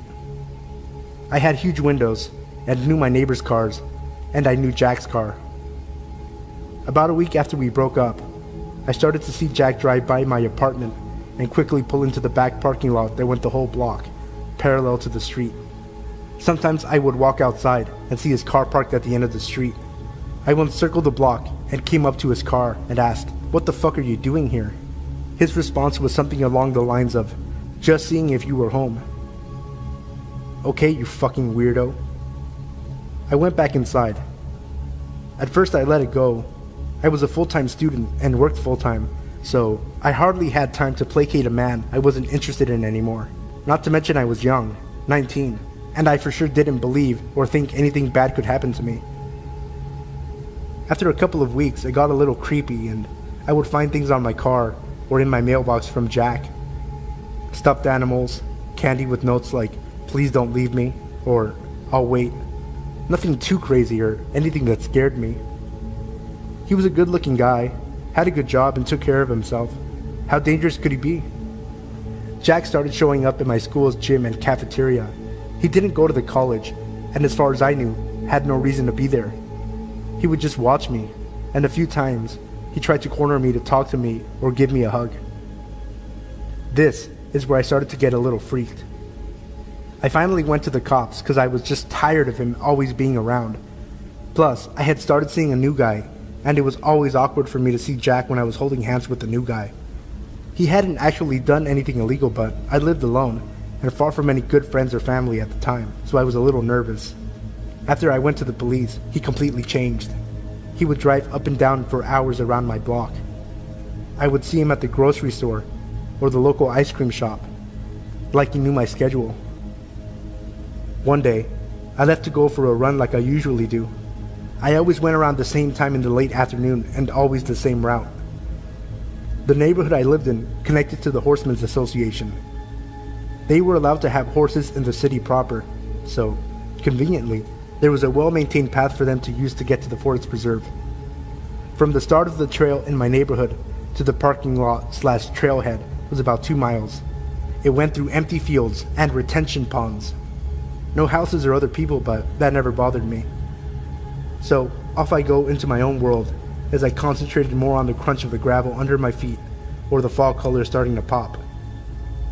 As I closed the distance to the trailhead, there were 4 cop cars just waiting. Weird for where I lived. Very low crime and a quiet part of town. A cop stops me and asks my name. I give it and he asks me to come with them. Now I am freaked. I was shitting bricks. Finally, we get to the station and they explain everything. Jack had been picked up for loitering and suspicious behavior. I happened to live across the street from the police chief of the town, whose house sided up to the entrance of that running path.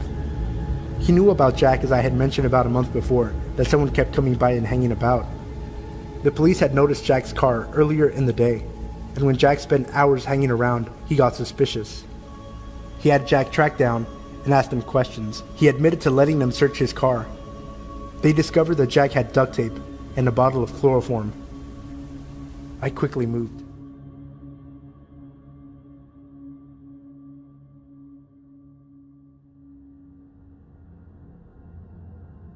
This happened about a year ago in Seattle. I was managing a coffee shop just down the road from my apartment. An easy 15-minute walk most mornings, which I appreciated since I like to sleep in as much as I can. I had done this walk many times, leave at 5:45 and get to the cafe at 6 a.m. But what happened this morning would shake my comfort about early mornings, my neighborhood, and my city. Because I would sleep in so close to when I would have to leave, the walk to work would usually be the thing to wake me up. I stepped off the steps of my apartment building and maybe took 5 steps before feeling extremely uncomfortable. A man had just crossed the street and was walking towards me. Something in my body told me not to make eye contact with him. But just as passing, I couldn't resist and looked into his eyes. His eyes were piercing and my heart started to race. To the best of my abilities to describe him, he was at least 6 feet, wearing all black, a hoodie pulled over his head. But his eyes are what haunt me to this day. I wasn't sure if he was African American because his skin was black, and there were large white circles around his eyes, almost as if he had painted black onto his face, which I am certain to be the case. With that one glance, I knew something was wrong. I walked quickly and crossed the street to the other side. I glanced back and he was standing at the foot of the stairs of my apartment building. Certainly he had seen me come out of there. At this point, I was about a block away from him, hiding behind a tree in the doorway of another apartment building, calling my boyfriend over and over. I watched as he looked at my building for what felt like an hour, and proceeded down the sidewalk the opposite way I was walking. I was shaken and relieved. I was thinking about all the things I would have done, running to the police station that was 2 blocks away, calling the security guard I knew was working in the building I worked. All of these different things came to mind. I continued to walk down the block, but felt the urge to take a glance behind me, and thankfully I did. I couldn't see the man walking on the block. He surely would have still been on. I wasn't sure what to make of it until I saw him, on the same block as me, across the street, coming closer. I started to run and he matched my pace. I ran the 2 blocks to the police station, and he was gone. I went in and made a report and called the owner of the cafe to come get me. It took a while before I felt comfortable walking to work alone. Even alone, I couldn't listen to music or anything, always aware of my surroundings. Thankfully, I have never had another encounter with this man. So, weird creepy dude on 12th Ave, let's not ever meet again.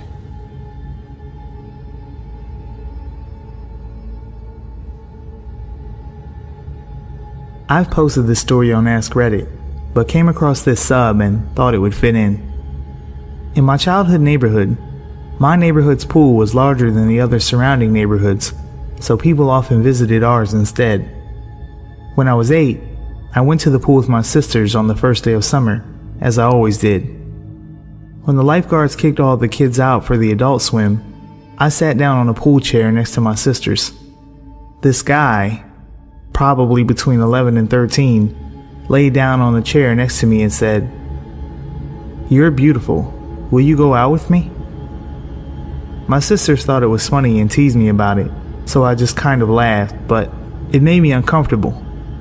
I was really shy back then, so I wrapped my body up in the towel I brought to cover my body, which he was staring at very openly. He introduced himself as Chris and kept trying to talk to me, and I was too shy to tell him to go away, so I let him keep the conversation going. Even though it made me uncomfortable, I soon forgot about it. Until I went back to the pool next time. There he was, telling me how pretty I was, petting my hair, asking me to go out with him, and introducing me to his disabled grandmother, who brought him to the pool. Anyway, one day this girl came up to me and asked me if Chris was bothering me. I lied and said that I didn't really care, and she rolled her eyes and joked about how he used to ask her out too, and that she was glad he'd found someone else to pine over. The girl, Elizabeth, started hanging out with me when I went to the pool, which was almost every day since I was allowed to go by myself if I wanted. She explained to me that she and Chris were good friends from a different neighborhood, but came to our pool because it was bigger and had more room for his grandmother to work on physical therapy for her legs. We became great friends and laughed about how Chris was always following us around and asking me out. One day, I noticed that Chris followed me all the way back to my house and tried to hide behind a mailbox when I turned around. As funny as that sounds, I didn't think it was funny back then and rushed back into my house. I began to notice that he was getting more aggressive and annoyed with me for refusing to date him. He started asking me to go on walks with him through the park and brought his grandmother so I didn't feel like I could say no. He would take me into the woods or behind the jungle gym, out of sight from his grandmother, and make creepy comments about my body and touch my cheek while telling me how pretty I was. He'd pet my hair and try to bounce the curls, like stretching out a spring and watching it curl up again, His grandmother would offer to let me sit on her lap during these walks while she controlled her wheelchair, which made me feel really uncomfortable because I didn't know her well, and being a stupid, ignorant 8-year-old, I thought her atrophied legs were a little gross. He continued to follow me home, even when I took shortcuts through the woods or the long way that led in circles. His presence began to make me nervous because I wasn't sure what would happen if I continued to turn him down. I started avoiding the pool when his grandmother's handicap van was there, but I'm pretty sure he just fixed that by showing up later than usual, so I'd already be there when he arrived. All of my friends, including Elizabeth, thought it was so funny, so I never told them I didn't want to go to the pool anymore and never brought it up to my sisters or parents. So if someone asked me to go with them, I'd just go and hope he wasn't there. Finally, during the last week the pool was open, I went to the bathroom. The bathrooms are a bit off to the side of the pool and closed off with a large heavy metal door, so kids don't sneak in and vandalize it at night. The second I entered, the door shut behind me and the lights turned off. Then I heard Chris say, "I'm not letting you out until you agree to go out with me," and he locked the door. The bathroom was cold and pitch black, and I was terrified of the dark at the time. The tile was that disgusting, slimy, wet feeling that tile gets when it's wet, with bits of dirt and sand on it, which is why I never liked going in there in the first place. It also smelled like chlorine and a typical subpar public restroom, stuff of nightmares for an 8-year-old. I started banging on the door and screaming for help, but nobody could hear me because of the really heavy door in the location. But then some angry soccer mom started screaming at me to stop pranking her and how much trouble I was in. Turns out that she'd been locked in there too and was mad that while she was peeing, the lights turned off. She called for help with her phone and I was eventually let out of the bathroom. Being 8, I didn't think much about it, but now I realize how creepy the whole situation was. I should have told someone the first time he followed me home, and it never occurred to me to just stop going to the pool.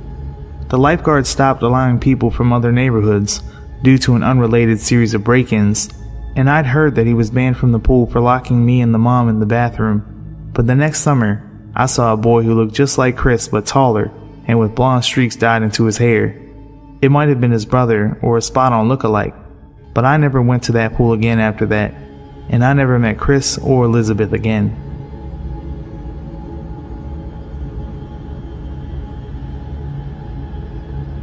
Some background info. I attended a private high school, but our tuition did not cover the school trips and the like. This incident took place during the summer of my junior year, during the last few months of school. During high school, I was part of the Language National Honor Society, a club that will only let you in if you have an A and are overall level 3 years of language study in a non-English language. Mine was Japanese. I had taken several classes over the summer and tested from level 2 to level 4. I was ecstatic to join the club and do all the activities advertised, including traveling to our respective countries of study. That meant if I kept my grades up, I would be able to travel to Japan just over summer for a home stay. Part of the way us students raised money for our trips was to recycle all of the school's recycling and turn it in for a collective fund. Again, private high school. I guess we just did things differently. Anyway, the jobs for recycling were divided between the students who sorted the recycling and dug through the trash at school, and ones who drove the bags of bottles to the local recycling center. I was in the latter group, since my family owned a Suburban, which could fit most of the bags in one trip, with all the other seats down. So during late April, early June, I was signed up to take the bags. My mom offered to drive, since she wanted to use the truck to go shopping later in the day. It was surprisingly hot for the west side of Oregon. I was dressed in jean short shorts and a t-shirt and sneakers. No way I was going to wear flip-flops at the center, even with the heat. Old soda feels disgusting as it dries between your toes, trust me. At this time, my mom and I were not in a good spot in our relationship. We butted heads over every little thing, including recycling. She couldn't understand why I insisted on going to the recycling center early in the week.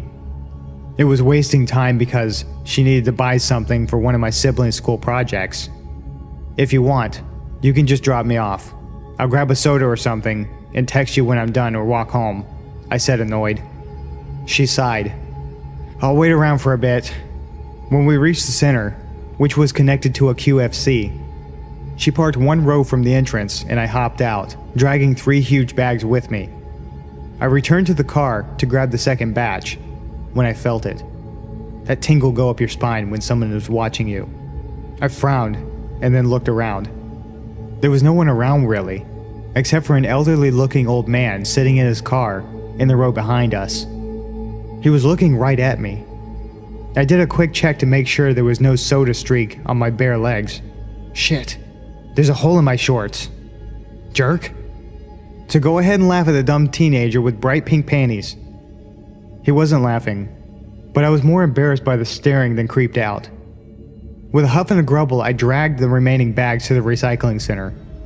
It's a small open room that you can see into from the parking lot. Recycling machines lined the walls, and I got to work. A few minutes pass, and I get a text from my mom. I'm going ahead to the mall. Text me when you're on your way home. I don't want you waiting around for me to pick you up. Great, I text back. A few more minutes later, and I hear a car pulling up into the parking spot right in front of the recycling center opening. I look up as a reflex, and I felt my heart sink. It's the old man from before. The tingle down my spine is made of ice this time, settling in my gut. This was not okay. The man was watching me. Even if he was waiting for somebody, why not remain in his original spot? Why pull up in front and park instead of driving closer to the grocery store entrance? Still, I try to ignore it. That is, until I hear a creak of door hinges. My head snaps up, and I see the man has opened his door and has one leg sticking out. I text my mom, "Can you come back?" She asks why. There's this guy watching me and is creeping me out. Just go tell one of the employees if he's really bothering you. You're young. I'm sure you can outrun them anyways. Yeah, thanks, Mom. The man hasn't gotten out of his car yet. He's just sitting there, watching me. Watching me stand there with my phone in my hand. That's when I noticed a very rhythmic movement of one of his arms. Hell no. Abandoning my bottles and walking out of the recycling center and heading towards the entrance of the QFC. As I pass the car, I can't help but look, just to make sure I'm right. And lo and behold, the man is sitting there half out of his car, watching me. He's exposed and pleasuring himself. That sight makes my lip curl in disgust. I hurry into the QFC and tell the first employee I see what's going on. She just says, "Oh, that's gross," and walks away. Yeah, fuck you too, lady. I feel gross. Violated almost. It makes my skin crawl, but I'm too nervous to go back out of the store again. I linger by the doors, like a creep myself. Nervous. After about 5 minutes, another employee, a man this time, comes up to me and asks if I'm lost, and reminds me that there's no loitering in the store. I have no choice but to go back out again. Thankfully, the man is gone. I finish the recycling, turn in the receipt for cash, buy the damn soda and walk home. I never saw that man again, and opted for sorting bottles at the school instead of taking them to the recycling center. On the plus side, my relationship with my mother has gotten a lot better since. The downside, it wasn't the last, or even the most extreme creepy encounter I've experienced.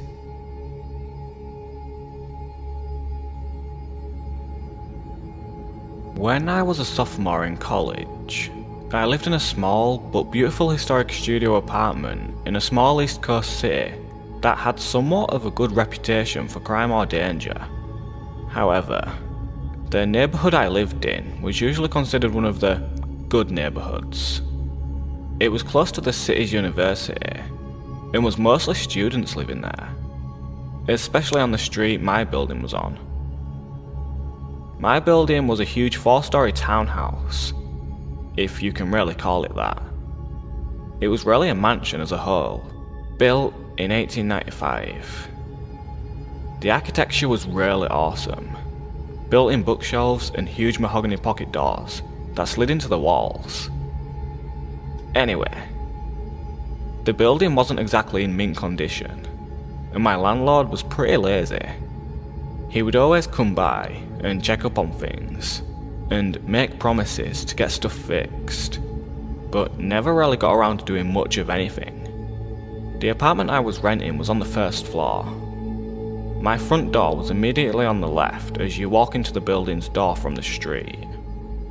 This door, the building's front door, which from the street opened to a small lobby area with only one door in it, mine, and a staircase to the other apartments upstairs, was huge and heavy and was never locked. In fact, you couldn't lock it. And in fact, it didn't even close all the way. So basically, the door to my apartment was open to the street. I asked my landlord countless times to please do something about the front door, but he never did anything. Well, one night, I was getting home from work and it was very late, about 3:45 AM. I worked as a pizza delivery driver at a place that was open really late every night. And I was just sitting on my couch watching a little TV before I went to bed. I had also gotten totally naked, something I truly loved being able to do, considering I lived alone. Haha. Anyway, not even 10 minutes since I'd gotten home and sat down, I heard 3 slow knocks at my door. I'm thinking, who the fuck would be at my door at this hour? What could they possibly want? Why didn't I hear the building's front door open like I normally do? Young and naive, I was half scared and half intrigued. I put a robe on and slowly crept towards the door, which, by the way, was literally right next to the couch where I was sitting. At this point in time, my door didn't have a peephole, so I just had to kind of take a leap of faith and open the door. When I did, a tall, emaciated, middle-aged man stood staring down at me with low eyes and a grin. He was wearing all black, many layers, and a big black trench coat. The first thing he said was, "Can I come in?" With the door barely open, I got a deep pit in my stomach and just went, no man, what's up? He just stared into my eyes for a second, clearly disappointed, and then said, "I've seen you around," and started to grin again. The pit in my stomach had evolved into a churning sensation, and I was starting to get nauseous. "Yeah, I've been watching you, and I like the way you look," he said. "So you gay? Bisexual?" I was just like, "I dunno, but it's late and I'm going to bed. Bye." He kind of nodded and lingered for a second, as did I, watching to make sure I saw him leave the building. Once he did, I closed the door, locked it, and stood with my hand still on the knob for a good minute at least. After I snapped out of my shock, I ran over to my couch and pushed it up against the door. I ended up sleeping on the couch that night, even though it was right there. It just made me feel safer, like I could hear if something happened. Well, nothing happened that night. It wasn't until about a week later, on one of my nights off from work, that I was sitting around my apartment winding down by myself after I had a few friends over drinking and smoking a little bit, as college kids will do. All of a sudden, I heard a weird rattling noise coming from across the room, so I turned off the music I was playing, to find out that it was coming from none other than my front doorknob. I looked at it for a second, and saw that both the knob and the top lock were jiggling. Someone was trying to get in. Like a deer in headlights, I was frozen, staring at the things wiggle and shake, until I started to see the top lock actually budge and start to turn. I leapt up from my chair and soared to the door, grabbing tightly on the lock, forcefully twisting it back to being locked. The jiggling of the lock and knob stopped for a second, because whoever it was clearly knew that I knew. It was only a second though, because they started struggling again, and I had to use all my might to keep it still. Sweat was dripping down my forehead and my ribcage, and after about 15 seconds of wrestling with this intruder, it suddenly stopped, and I heard the building door open and close, and footsteps run down the stairs of the stoop to the sidewalk. Just like I was before, I was paralysed with my hands at the door for a good while before I realised I was crying and shaking and that I needed to call someone. My instinct was to call the police. In hindsight, I regret this for the following reasons. I was basically having a panic attack while I was on the phone with 911 and actually threw up during the call. And I think that's when they decided I was just fucked up or something. When the two police got to my apartment, they stood in my doorway as I struggled to recount to them what had happened, as I'm shaking and crying.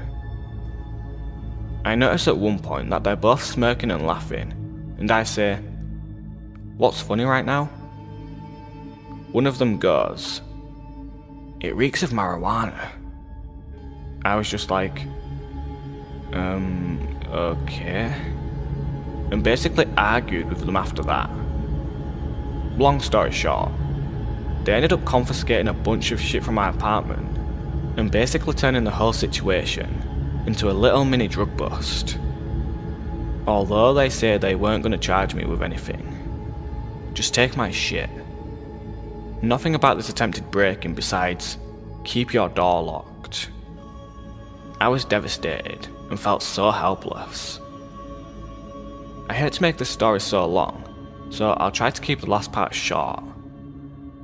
Basically, this same scenario happened one more time about 2 weeks from the last time. Only, instead of calling the police, I called my dad, who raced down in an hour, which is a 2-hour drive from his house to this place. And he had a crowbar up his sleeve, haha. Unfortunately, by the time he had gotten there, whoever it was had already left. They didn't struggle very hard this time.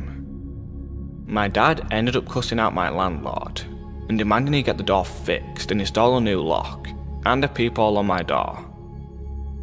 He did make this happen within a reasonable amount of time. And I also got one of those bars you wedge between the doorknob and the floor, as well as an aluminium baseball bat to protect myself with, so I felt a lot better from then on. Needless to say though, I ended my lease for that apartment a month early and never moved back to that street. I never found out for sure who was trying to pick my locks, and if it was the guy who had come to my door the first time. But whoever it was, let's not meet.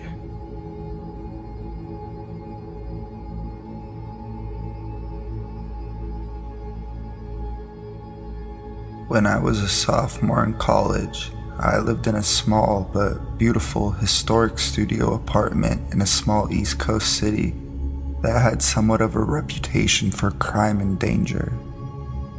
However, the neighborhood I lived in was usually considered one of the good neighborhoods. It was close to the city's university and was mostly students living there, especially on the street my building was on. My building was a huge 4-story townhouse, if you can really call it that.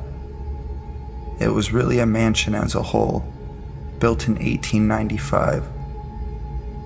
The architecture was really awesome. Built-in bookshelves and huge mahogany pocket doors that slid into the walls. Anyway, the building wasn't exactly in mint condition and my landlord was pretty lazy. He would always come by and check up on things and make promises to get stuff fixed, but never really got around to doing much of anything. The apartment I was renting was on the first floor. My front door immediately on the left as you walked in the building's door to the street. This door, the building's front door, which from the street opened to a small lobby area, with only one door in it, mine, and a staircase to the other apartments upstairs was huge and heavy and never locked. In fact, you couldn't lock it, and in fact, it didn't even close all the way. So basically, the door to my apartment was open to the street. I asked my landlord countless times to please do something about the front door, but he never did anything. Well, one night I was getting home from work and it was very late, about 3:45 a.m.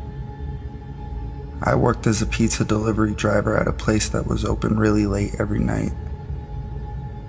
And I was just sitting on my couch watching a little TV before I went to bed. I had also gotten totally naked, something I truly loved being able to do considering I lived alone. Anyway, not 10 minutes since I'd gotten home and sat down, I hear 3 slow knocks at my door. I'm thinking, who the fuck would be at my door at this hour? What could they possibly want? Why didn't I hear the building's front door open like I normally do? Young and naive, I was half scared and half intrigued. I put a robe on and slowly crept towards the door, which by the way was literally right next to the couch where I was sitting. At this point in time, my door didn't have a peephole, so I just had to kind of take a leap of faith and open the door. And when I did, a tall, emaciated, middle-aged man stood staring down at me with low eyes and a grin. He was wearing all black, many layers, and a big black trench coat. The first thing he said was, "Can I come in?" With the door barely open, I got a deep pit in my stomach and just went, no man, what's up?" He just stared into my eyes for a second, clearly disappointed, and then said, "I've seen you around," and started to grin again. The pit in my stomach had evolved into a churning sensation and I was starting to get nauseous. "Yeah, I've been watching you, and I like the way you look," he said. "So you gay? Bisexual?" I was just like, "I don't know, but it's late and I'm going to bed. Bye." He kind of nodded and lingered for a second, as did I, watching to make sure I saw him leave the building. And once I did, I closed the door, locked it, and stood with my hands still on the knob for a good minute at least. After I snapped out of my shock, I ran over to my couch and pushed it up against the door. I ended up sleeping on the couch that night, even though it was right there. It just made me feel safer, like I could hear if something happened. Well, nothing happened that night. It wasn't until about a week later, on one of my nights off from work, that I was sitting around my apartment winding down by myself after I had had some friends over drinking and smoking a little bit, as college kids will do. All of a sudden, I hear a weird rattling noise coming from across the room, so I turned off the music I was playing to find out that it was coming from none other than my front doorknob. I looked at it for a second and saw that both the knob and the top lock were jiggling. Someone was trying to get in. Like a deer in headlights, I was frozen staring at the things wiggle and shake until I started to see the top lock actually budge and start to turn. I leapt up from my chair and soared to the door, grabbing tightly on the lock and forcefully twisting it back to being locked. The jingling of the lock and knob stopped for a second because whoever it was clearly knew now that I knew. It was only a second though before they just started struggling again, and I had to use all my might just to keep it still. Sweat was dripping down my forehead and my ribcage, and after about 15 seconds of wrestling with this intruder, it suddenly stopped, and I heard the building door open and close, and footsteps run down the stairs of the stoop to the sidewalk. Just like I was before, I was paralyzed with my hands on the door for a good while before I realized I was crying and shaking and that I needed to call someone. My instinct was to call the police, and in hindsight I regret this for the following reasons. I was having basically a panic attack while I was on the phone with 911 and actually threw up during the call, and I think that's when they decided I was just fucked up or something. When the two police got to my apartment, they stood in my doorway as I struggled to recount to them what had happened, as I'm shaking and crying. I noticed at one point they're both smirking and laughing, and I say, "What's funny right now?" And one of them goes, "It reeks of marijuana." I was just like, okay, and basically argued with them after that. Long story short, they ended up confiscating a bunch of my shit from my apartment and basically turning the whole situation into a little mini drug bust. Although they said they weren't going to charge me with anything, just take my shit. Nothing about this attempted break-in besides, keep your doors locked. I was devastated and felt so helpless. I hate to make this story so long, so I'll try to keep this last part short. Basically, this same scenario happened one more time about 2 weeks from the last time. Only instead of calling the police, I called my dad, who raced down in an hour, 2-hour drive from his place to this place, with a crowbar up his sleeve. Unfortunately, by the time he'd gotten there, whoever it was had already left. They didn't struggle very hard this time. My dad ended up cussing out my landlord and demanding he get the door fixed and install a new lock and a peephole on my door. He did make this happen within a reasonable amount of time, and I also got one of those bars you wedge between the doorknob and the floor, as well as an aluminum baseball bat to protect myself with, so I felt a lot better from then on. Needless to say though, I ended my lease for that apartment a month early and never moved back to that street. I never found out for sure who was trying to pick my locks and if it was the guy who would come to my door the first time, but whoever it was, let's not meet.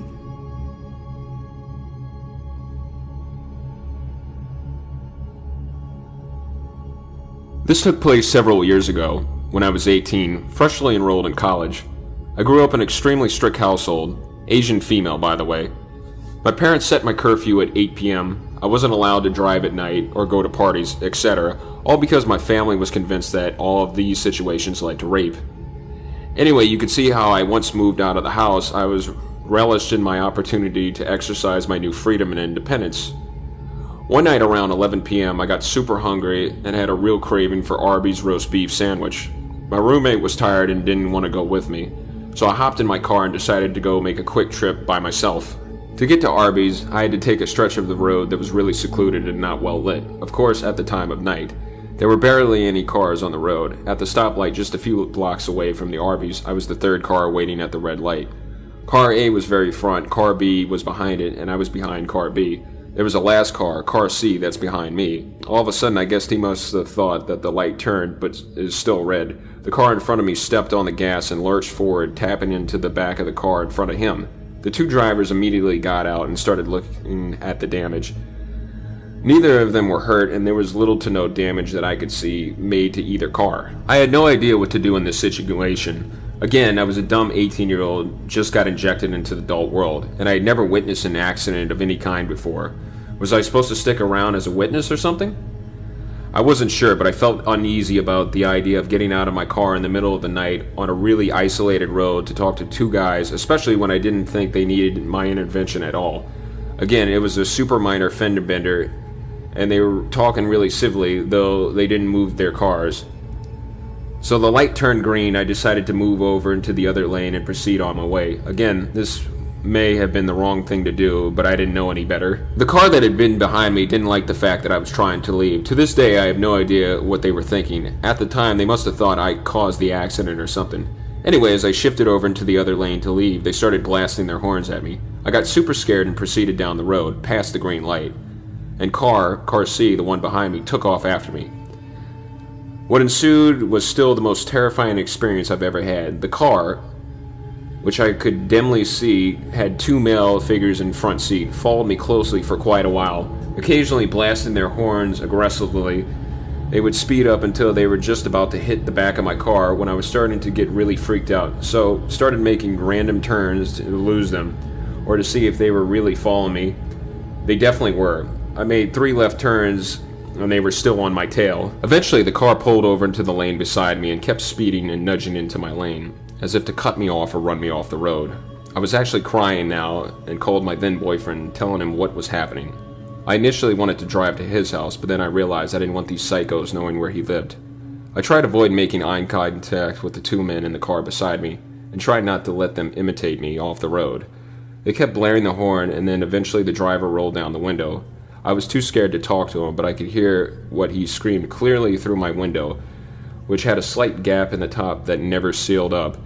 "We're gonna catch you, bitch, and I'm gonna rape your dumb ass." I think the guy next to him said something like, "Don't slow down" or something, but I couldn't hear it clearly over the rushing of the wind and the sounds of our cars accelerating.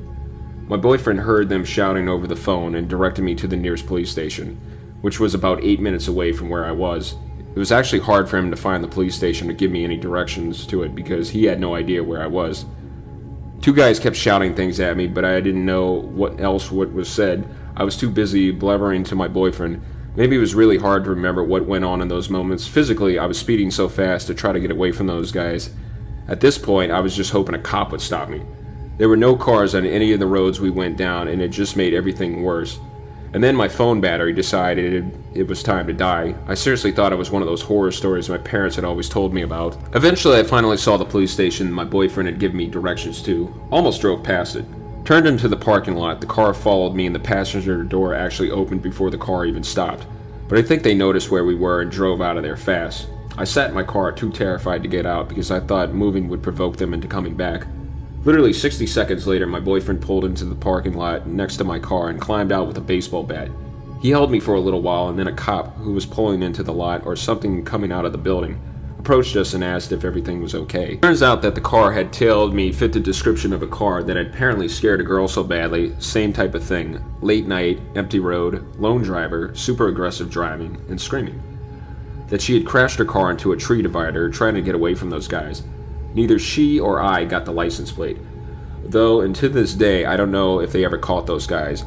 I don't know what kind of human being gets their kicks out of terrorizing female drivers late at night on the road, but whoever they were, fuck those guys. I hope someone somewhere managed to put a stop to them.